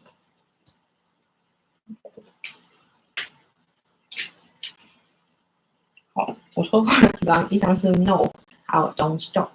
好 ，No 是什么意思呢？我听刚刚下面是说 No 是说你不要再用过去的思维跟想法去想你的事情，因为这样子对你人生突破一定是没有帮助的。所以你要停止去用一种过度理性的思考或是过度负面的去解读你过去的经历。这个经历是有原因，可是不是你想的那样。然后呢，它叫 Don't Stop，就是不要去停止。你现在可能开始对灵性的方面感兴趣，或者对于人生的意义感兴趣，这个地方你不要停止，你应该继续去追寻，你才会慢慢找到真正的快乐还有人生的意义。好，这个是最后的牌啦。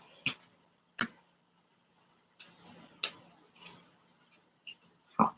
你的高我是想跟你说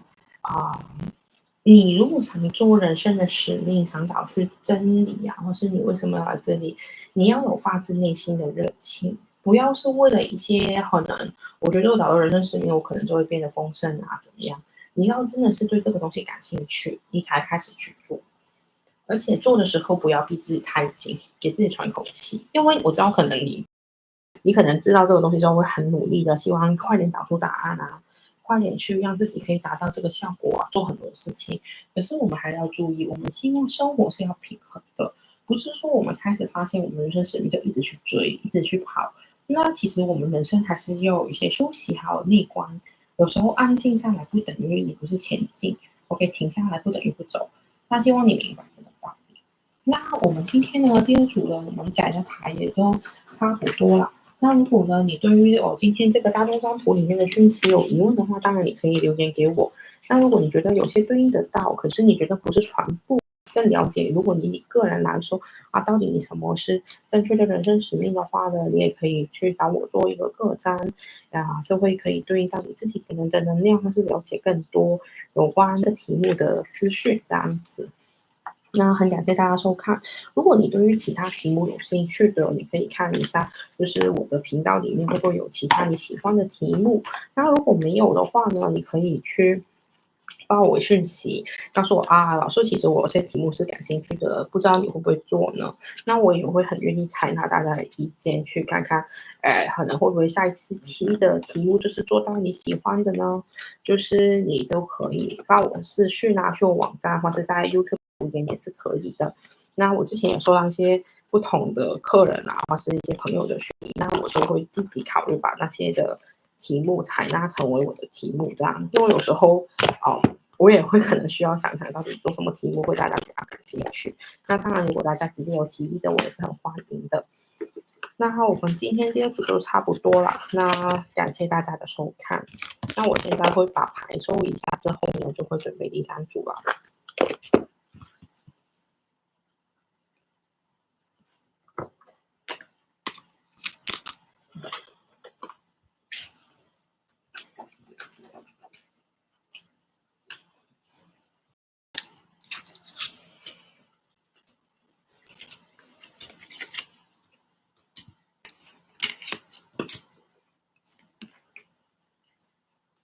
好，我们终于来到今天最后一组啦。那第三组的久等了 ，OK。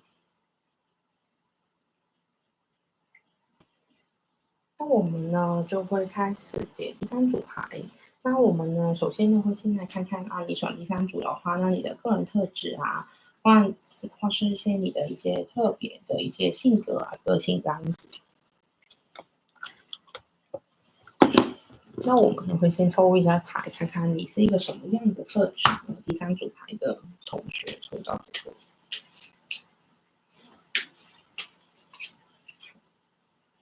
我们第一组，第三组的话，第一张牌是这个 Virgin， 第二张牌呢是这个 Fear，OK。好，如果你是选这组牌的话呢，很大就是你的性格，就是因为第一个 Virgin 嘛，就是等于处女的意思，那它就代表一个很纯洁的。它是没有被任何的世俗所污染的你的神性特质，而且它是代表美还有优雅的意思。就是我觉得可能爽这个相对来说可能，它会比较女性化的特质，因为第一它是代表一些阴性的能量，而且就是它是一种很纯洁的内心，可能它是有一种没有被污染的感觉啊，或是它是很内心很纯净的这样子。然后呢，那个给我的感觉，他也是一个，他是很靠他自己的一些同理心，还有他的希望，去让他保持在黑暗中保持光明。那所以就是说，他就是你可能曾经注意过一些不好的事情，可是你纯洁的心，或者你相信世界总有真理是没有改变过的，你是一直都是有一种很相信有天理啊，或是有一种真理的存在。而且你是，我觉得选这组可能是帅哥美女吧，因为他一直强调就是说，这个是一个很美啊，或是一个很分享，或是很就是就算没有外在美，你一定有内在美，就是你是一个心底很善良的人，选这一组牌的人的话，那然后呢，就是说第二个给我的性格的感觉，就是我们抽的是 fear，fear 就是我们叫做就是恐惧。那恐惧这个是代表什么意思呢？它其实，恐惧不是说你是很愿意去面对你恐惧的东西，就是可能你是不害怕面对恐惧的，你是很强，就是你不会担心，因为你相信就是，有听过那种叫浴火凤凰，就是你可能遇到问题，你遇到挫折，你会想重生自己，你的恐惧就是你会觉得没有什么好怕的。反而就是说，你越挫越勇，或者你会觉得每一次的转变都是为了带来更大的改变。你对恐惧的定义跟别人是不一样，就是你是越害怕越想面对，你希望克服去改变，你是一直去希望展开你的翅膀去挑战你的一些极限。跟第二组不一样，第二组那种是希望扩张他自己，去增大他的影响力。你是希望从这种黑暗里面找到真实的自己，你是希望从这种恐惧里面去让你自己变得更强大，去去让你自己变得更加完美吧，我可以这样说。好，我看到我同学留言，然后你好啊，相信应该是台湾的同学。然后呢，我们会抄一下，你还有什么性格的第三组的话，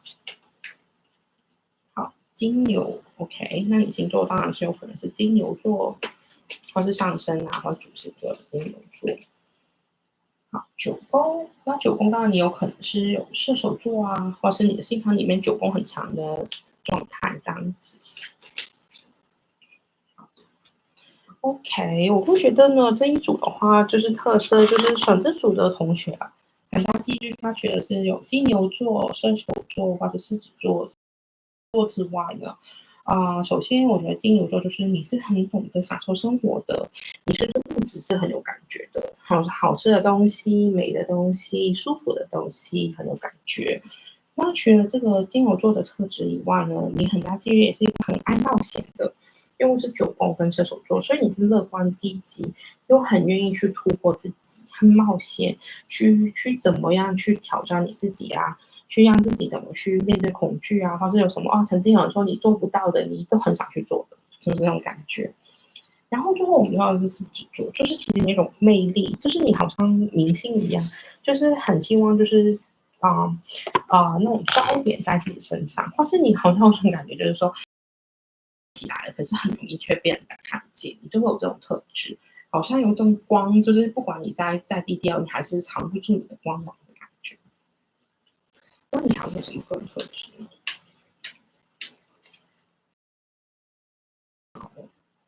我们说的是鲨鱼或蛇。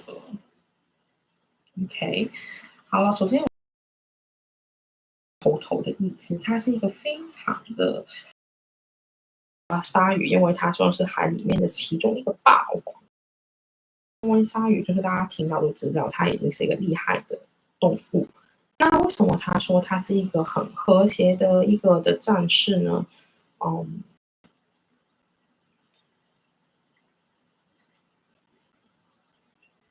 好了，是因为这样子的，我们很多时候呢，就是觉得鲨鱼是很空残啊、很残暴啊这样子。可是其实呢，在这个卡里面，他说其实鲨鱼是非常之理性的，他们发展它会有很多的感官去知道感受到这个就水里面的震动波，所以呢，他们是可以透过这种理性的觉察力，去知道怎么去让这个海洋保持的比较清，就是干净啊。所以为什么他说其实鲨鱼就是他去保护海洋，所以你其实也是一个很有力量的人，而且你可能带领很多人去找到光明或是保护力的人。然后呢，我们下一张抽到的是这个蛇。那蛇的话呢，就是说，其实可能你的很灵活的，然后你是很相信你的神的能力，或是你的灵性能力。因为我们刚刚说嘛，其实你可能灵性能力是 OK 的，而且是很纯洁的一个人。而且蛇就是它有很柔软的身体，它可以在任何的地方就是改变它自己的 physical 的状态，就是那个实际的状态。所以呢，其实你是一个很容易去改变你自己的状态，融入不同的地方。而且他也说，就是说，就是这个说，就是蛇其实也是一个很方便去传讯息的，或是能量的一个传讯件。所以其实你本来就是可能，你可能是做一些知识的传播，可能你是老师，或是你是做一些就是思想上的传播，可能你是现在来说，可能有可能你是做一些广告啊、YouTube 之类的，就是这个就是你的一些个性跟性格。可是你的有可能你的性格也是一个很爱把自己的知道的东西跟别人讲的一种的性格这样的体现。那我们会再抽一下，你到底遇到了一些什么的？这过去啊，或现在你在遇到一些什么的人生课题？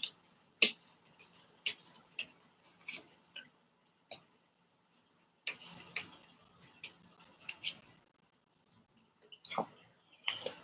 我们抽到的是这两张牌，第一张呢是 expectation，第二是 funeral。那我们的第一张这个 expectation 呢，就是一个我们算是一个觉，就是你曾经有遇到过，就是可能你曾经有梦想的课题，就是例如好像我曾经有梦想想做些什么，最后没被实现，或是我有很多伟大的目标，最后就是可能你在做梦，或是你在去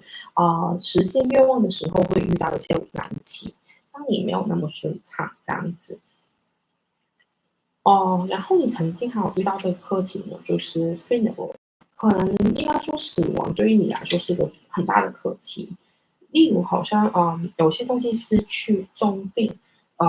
遇到一些可能亲人的过世，我觉得是就是一些死亡的事情是让你一个很大的课题，是让你觉得很难的或是可能曾经因为一个人的离开很伤心吧，就是这些是你一个很重大的课题，对于死亡来说。对你来说，死亡是个重大的课题。那还有就是，你还有什么遇到过的人生课题呢？我们会再看。好，我们看到的是九宫，看到的是凯龙星。那我们这两个的话呢，如果是可能你在这个求学，或是可能你在学校，就是当你升大学啊这样东西，可能曾经经历过一些挫折的，因为九宫。因为我们刚刚说你梦想破灭嘛，有可能曾经你想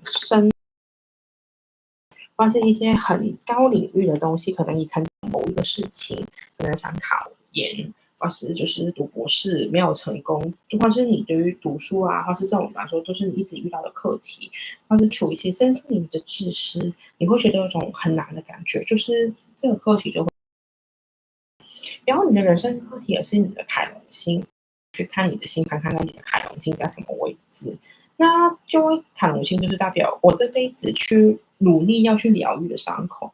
就是我们说的课题，就是说可能我的课题，我的凯龙星在二宫，那二宫就是说，可能我对于身体还有我的钱的欲望，就是可能金钱这个方面的东西，就是一些实际的物质，我是会一个我们的这种课题的意思，就是说，可能身体很差，通常可能卡了二宫的人，他容易有一个不太好的身体，OK，或是他可能就是他的赚钱总是很容易就是工作被裁员啊这样子的状态。那你的课题就是说，你的凯龙星一直都是，就看你1到12宫你是哪个宫位，就是你是让你觉得很烦的。因为我说就是为什么凯龙星是有点有趣的星座，虽然他是说，你受伤的那个地方，可是因为你好了，你愿意自己去面对，你会变得更强。所以我们是需要面对，然后去疗愈的部分。这个是应该这个课题可能是，如果你去看完之后，可能你会觉得，哎，好像一直都有存在哦，或者一直都有发生这个东西。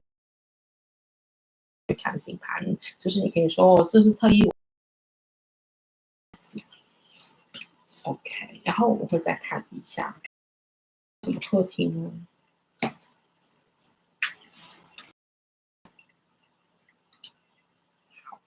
那我们呢就抽到第一个这个蓝三，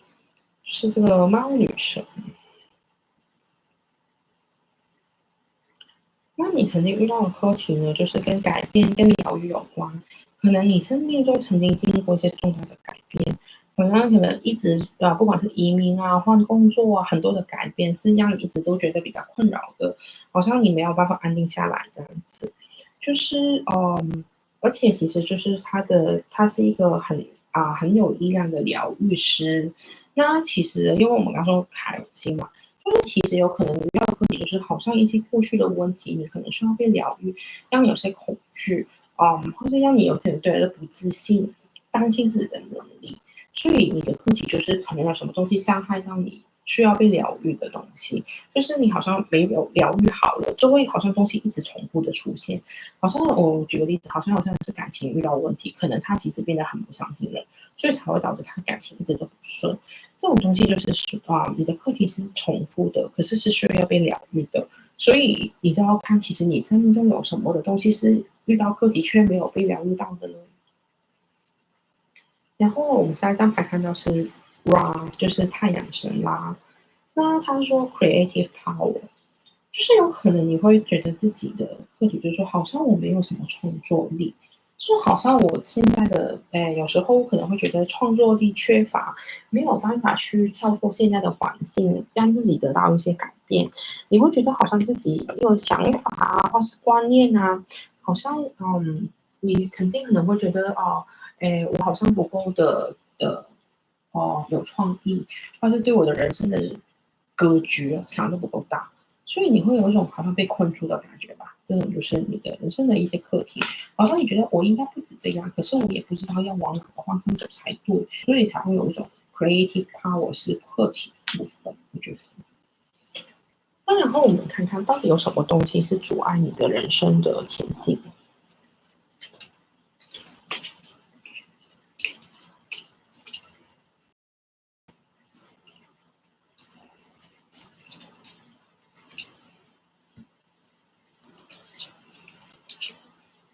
好，我们呢抽了3张塔罗牌，看看到底有什么东西阻碍了你人生的前进的部分呢？那首先呢，我们看到的第一张就是吊人。那吊人的话是真位，那如果这样子的话，就是说你就是我们抽到嘛，就是说你的是这个 creative power 不够，主要就是有时候你是因为被绑手绑脚，所以你的视野是不够开阔的。为什么我们要把人质调？就是我们要换一个视角。那你想想，他现在就是手脚都被绑住，对，他的脑才会可以让他倒过来，可能血液到脑会不会可能会让你的头脑更清醒。你的现在的就是你可能对于自己的想法啊，对于现况啊，你会觉得好像有点觉得自己不知道我今天做些什么，所以才会导致阻碍了你的人生前进。就是你要不要换一个角度去想，换一个思考模式，去让你的人生可以有更多不同的角度跟想法了，不要用过去的思维去想的意思。然后呢，我们看到这权杖三的逆位，那他如果真位就是说我很愿意去做挑战，去做一个探索。可是呢，你是很期待的，其实因为你本来就是爱探索的人，可是因为你曾经可能遇到那些课题，可能你曾经受过一些失败，其实你是有点闪躲，就是你很怕，会不会其实我举一个学生当例子，我有个学生曾经就是说，我很想就是灵性开启，可是我又很怕，如果我跟你学了之后，结果我的灵性开启不了，我发现我其实没有办法去活用我的能力，那我就会很失望，我觉得自己能力不足。那他在我告诉我，在我跟他做灵性智商的时候，就会说会不会因为这个原因，所以导致到那我不知道该不该跟你上课，因为我很难接受自己如果没有这个能力，就是你教了我都开不了怎么办？那我就会说，其实你愿意去开始的时候，只要你跟着做，一定能做得到。那最终他是成功的。所以我就是说，有时候就是你可能曾经尝试过，可是你失败了，所以让你觉得自己好像没有办法去往你的人生使命去前进。那所以的话，这个就是阻碍你前进的原因。然后呢，我们下一章呢是这个圣杯八。那圣杯八的话呢，其实就是说一些像是你的想法跟梦想。那就是说，因为我们之前就是抽了，就是说，其实你是一个有想法的人来的。那可是你可能曾经你的想法，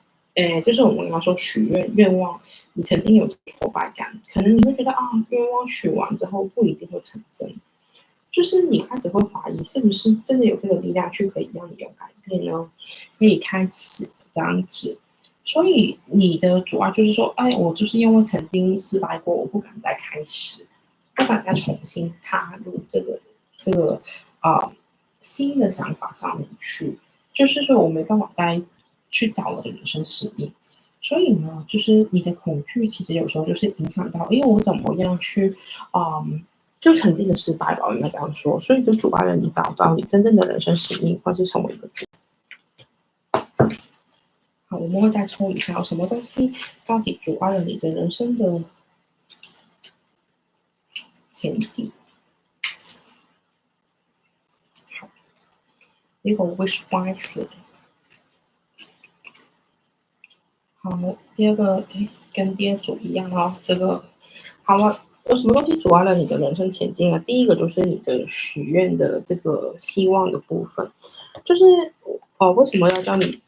很睿智的许愿？就是因为可能你曾经许的愿是没有想清楚的，或是我经常教大家许愿的时候，就说许愿要仔细，到底你想要的是什么？可能我只是想说，哦，我只是想变得很有钱，那怎么我只有钱呢？多少钱叫有钱？1000万、2000万？那你有没有好好认真的去许愿，去很这样告诉宇宙你想要什么？可能就是因为你从来就是可能你的梦想是很大，可是不够仔细、不够实际，所以才会导致到为什么你的人生有点卡，没有就是前进的状态。然后呢，你也曾经就是可能你现在或者你曾经有些诱惑，就是想说哦，我很希望我变成世界首富，或者我希望变成一个有钱人。那可是你可能有些诱惑去其实你如果做一点不好的东西，可能卖一些便宜货啊，或者卖一些质量不好的东西，你会赚更多的钱。可能你身边就有这些机会去诱惑，问你要不要尝试。这些诱惑其实就是阻碍了你人生的前进。好，我们会再抽。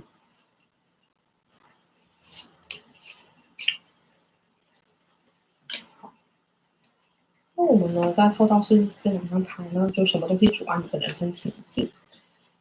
他说呢，你的频率其实跟你的那个指纹是一样特别的，就是独一无二的意思。因为我们都说指纹是很难冒认嘛，所以为什么我们很多时候去验明一个人的身份，都会用他的指纹？他说，就是其实你不需要去为了迎合其他人的期望去改变你自己的，因为你是个独一无二的人。所以呢，就是其实这个牌就是告诉你，可能你一直都很努力的去从众，是你独一无二的，就是因为在你从众的过程中，你失去了你的特有性，才让你的人生变得停滞不前。所以你可能要开始考虑一下，到底我需要走一个什么样的人生，而不是别人想我走一个什么样的人生。然后呢，第二张牌我们抽到就是走出去等，走出等待这个事情，就不要再等了。你应该开始要知道，就是你会找回你自己的，你很快就会找到真正的答案，在适当的时机就会出现的那个答案。那就是说，其实呢，有可能就是你曾经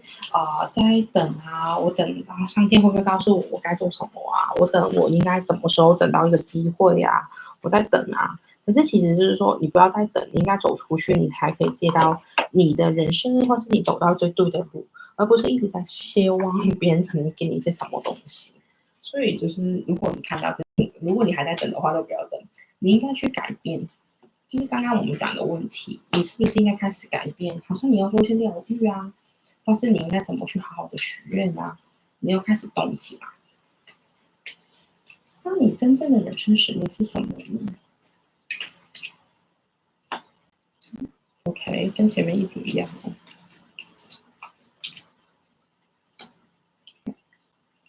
你真正的人生使命呢，就是你要在爱的光里面保持开放。就是说，其实你要去体验爱和感受爱，怎么感受到，在这种光被爱的感觉，成为你灵性养生的一个很重要的部分。还有就是你要有一个很好的健康的身体，就是可能应该这样说吧，身体是你一个很重要的人生使命。你怎么好好去对待你的身体，让你的身体可能变健康、变活力，能做你想做的事情，是你人生使命的一个很重要的部分。好，我们再抽 creative expression。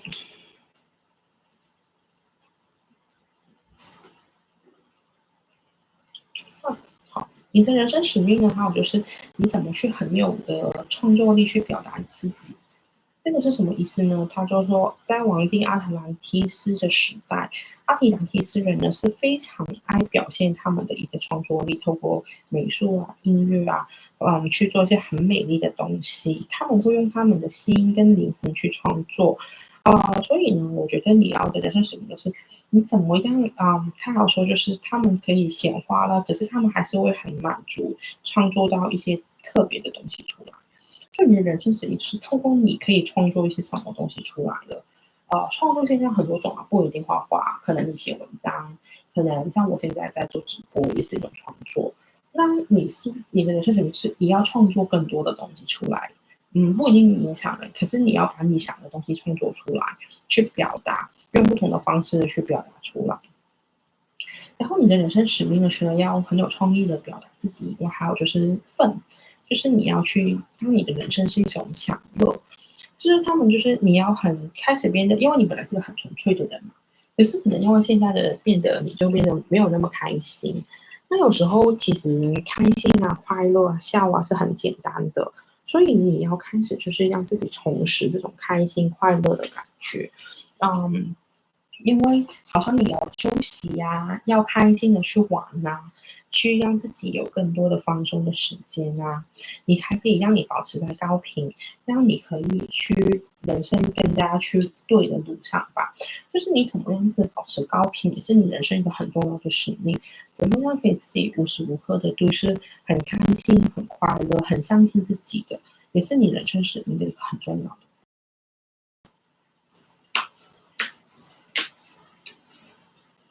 好，我们会再抽一下人生使命还有什么？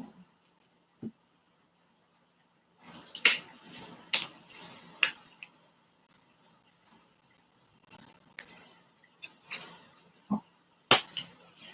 我们呢抽到的人生使命呢，就是这一张的 Remembrance。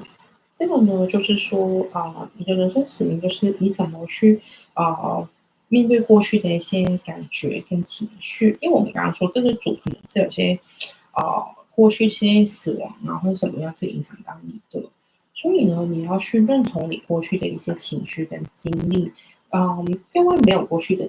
事情发生，就没有现在的你。所以呢，你的人生使命就是你要学会面对的过去，在里面积财养分，变成更好的自己。就是你要知道，就是每一个过去的事件，每一个经验，其实都为了你人生更加理解是什么。你的生命是永恒的，而且它是可以永远的不断的继续的。过去、现在、未来，你都是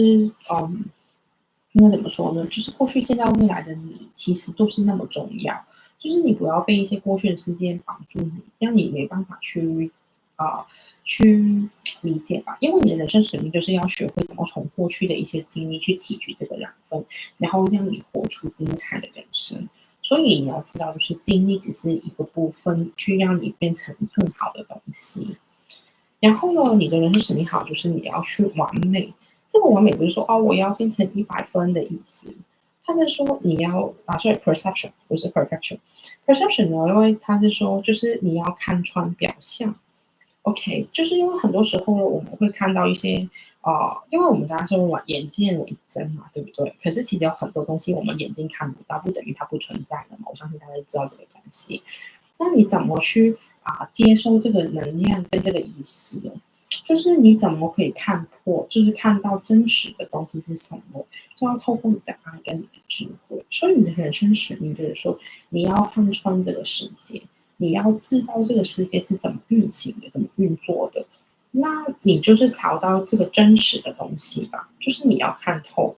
世界，看穿现在的一些illusion，就是说一些的幻象，你要找到真实的东西。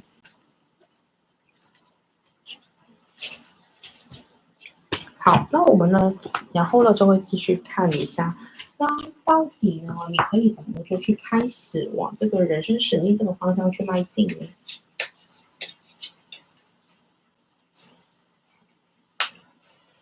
第一个 share up，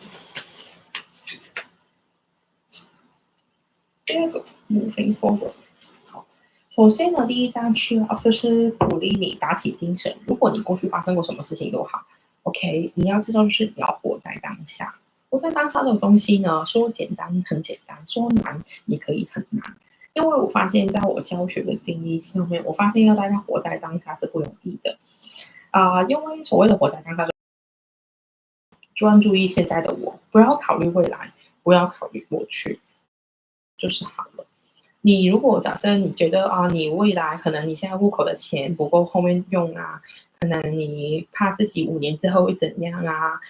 能怎么样，之后会发生什么事情，可能小朋友会怎样，很多的问题。那可是如果国家他就是说，我只希望就是我需要过好我自己当下的每一天，我每一天都是过得好好的，把我自己想做的事情做好，心满意足的去过每一天自己的人生，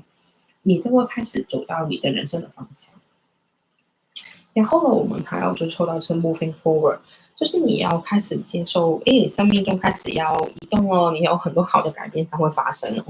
就是说，你只要相信你的未来会越来越正向。如果你现在是身处一些困境，你相信啊，我应该可以往前走了，我不用再担心了，我不用担心我有什么的问题啊，什么的过去的创伤啊，你就可以慢慢的去往前走的时候，你都会接受到很正向的改变，带你去走你的人生的道路。迈向你的人生使命。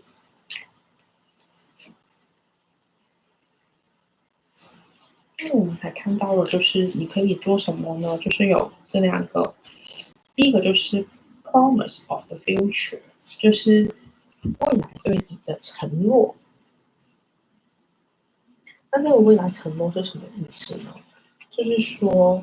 哦、有些新的东西会出现在你的人生当中。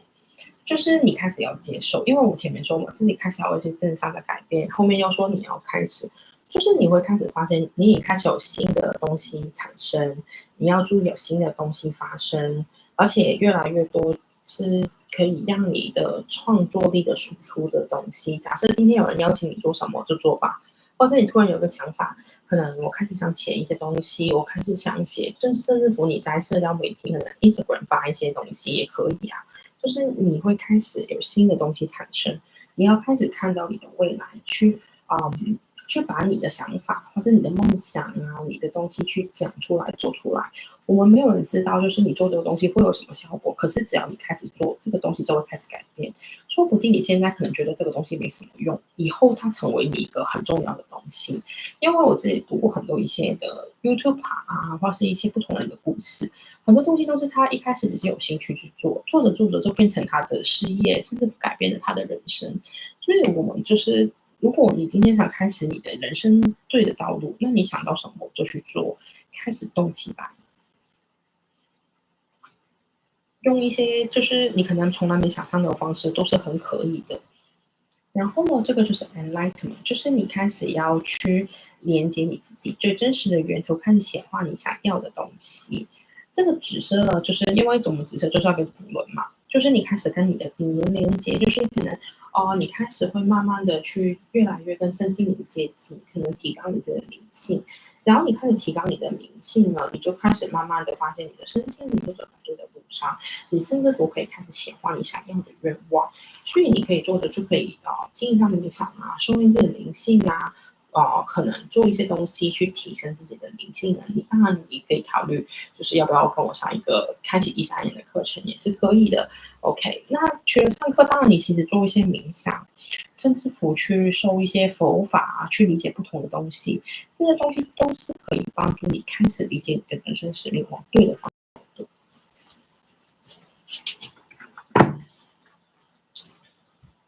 那然后呢，还可以做些什么去让你开始往人生使命去走呢？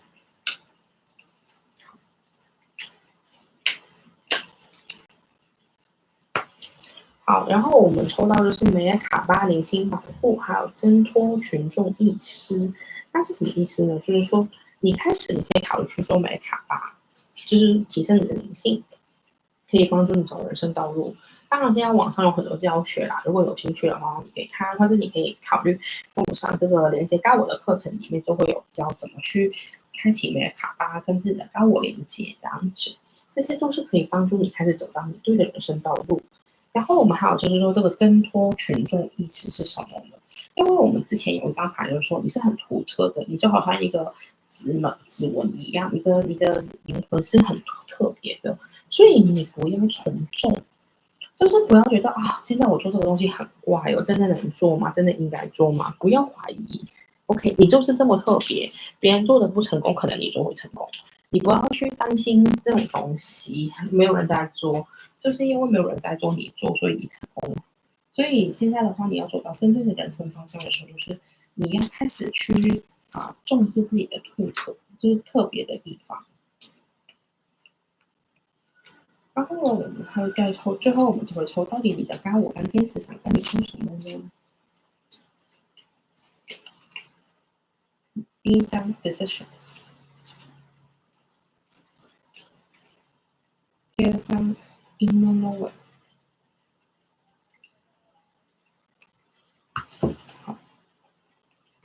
首先呢，我们第一章呢，这个 decision 是决定。现在是一个对的时候，你要做一些决定了，就是你要去好好去做你自己的选择，还有去实行它。你可能很快都会有一些很开心、很意想不到的东西发生。如果你现在有什么东西想做的，要你在抉择的，那你就去做，去想清楚吧，不要再犹豫不决了。然后呢，我们下一章抽到是这个 inner knowing，你开始也要相信你自己的内在智慧，就是你之前很怀疑啊，很混沌啊，很不相信自己啊的时间已经过去了，现在你要开始就是相信，好像你帮你自己直觉做的决定啊，好像你如果决定过上什么课程也好，做什么，甚至乎你想改变你的健康，开始做一些调整，这些东西你曾经想过的，你就是时候去啊，你觉得你身体是需要的东西，你就去做吧，不要再犹豫。好，我们会再抽一下，他们还有什么想跟你讲的呢？哦，OK，好，我说的第一章，第一章呢就是相信你的直觉。OK，因为我们前面就说，就是你开始要听从自己的直觉啊，内心的想法啊。OK，你要开始去想清楚，到底你真心的需要是什么。然后另外一张叫 Don't Stop，就是不要停，就是你要开始走这条路了，不要停，走下去吧，走上去就对了。他们一直跟你说，你现在已经就是有开始这个方向，所以你要做决定，然后做完决定之后就不要停，继续走。好像我今天开始有做一些不同的事情之后，你就不要再怀疑啊，我还这样做对不对啊？其他人都没这样做啊，做就对，不要考虑那么多。还有了，最后的他们就想跟你说，你要提升自己的活力，还有了你是有潜在的道路的。那这个是什么意思呢？就是说你要开始让自己的动起来。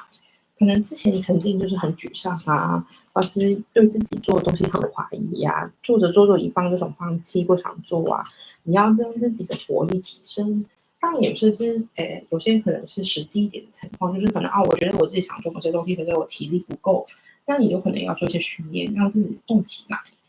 不管是什么训练啊、运动啊，让自己去更加有活力。另外呢，这个潜在的道路呢，是说，其实你是有外面，就是你这样会有很大的诱生，或是外面有很多的机会是等着你的，你也是有很多潜在的机会在之后发生的。你不要只看现在，你要看着你之后很大的未来。所以呢，你不要担心你现在遇到的状况，或是你所知道的事情，这个不是永远，也不是所有的全部。你现在可能看不到，你在做这些选择跟这些事情，可能是有带你什么结果，可是它一定会带来好的结果，你要相信。好了，那我第三组的讯息也分享到这里差不多了。那如果呢你是对我其他占卜有兴趣的，可以去我频道看其他的占卜的直播，或是呢如果你是有什么问题是有兴趣想问我做的话呢，也可以就是在 YouTube 留言，或是去直接发讯息给我。那我看有兴趣的话，我也会去考虑把这些问题做成占卜给大家。那如果你可能做完这个占卜之后，你想知道更多关于你个人的一些问题的话呢，你也可以去我的网站预约做一个个人咨商，去可以更加了解你的人生使命啊，或者灵性方面的问题这样子。那非常感谢大家收听，好，谢谢大家，拜拜。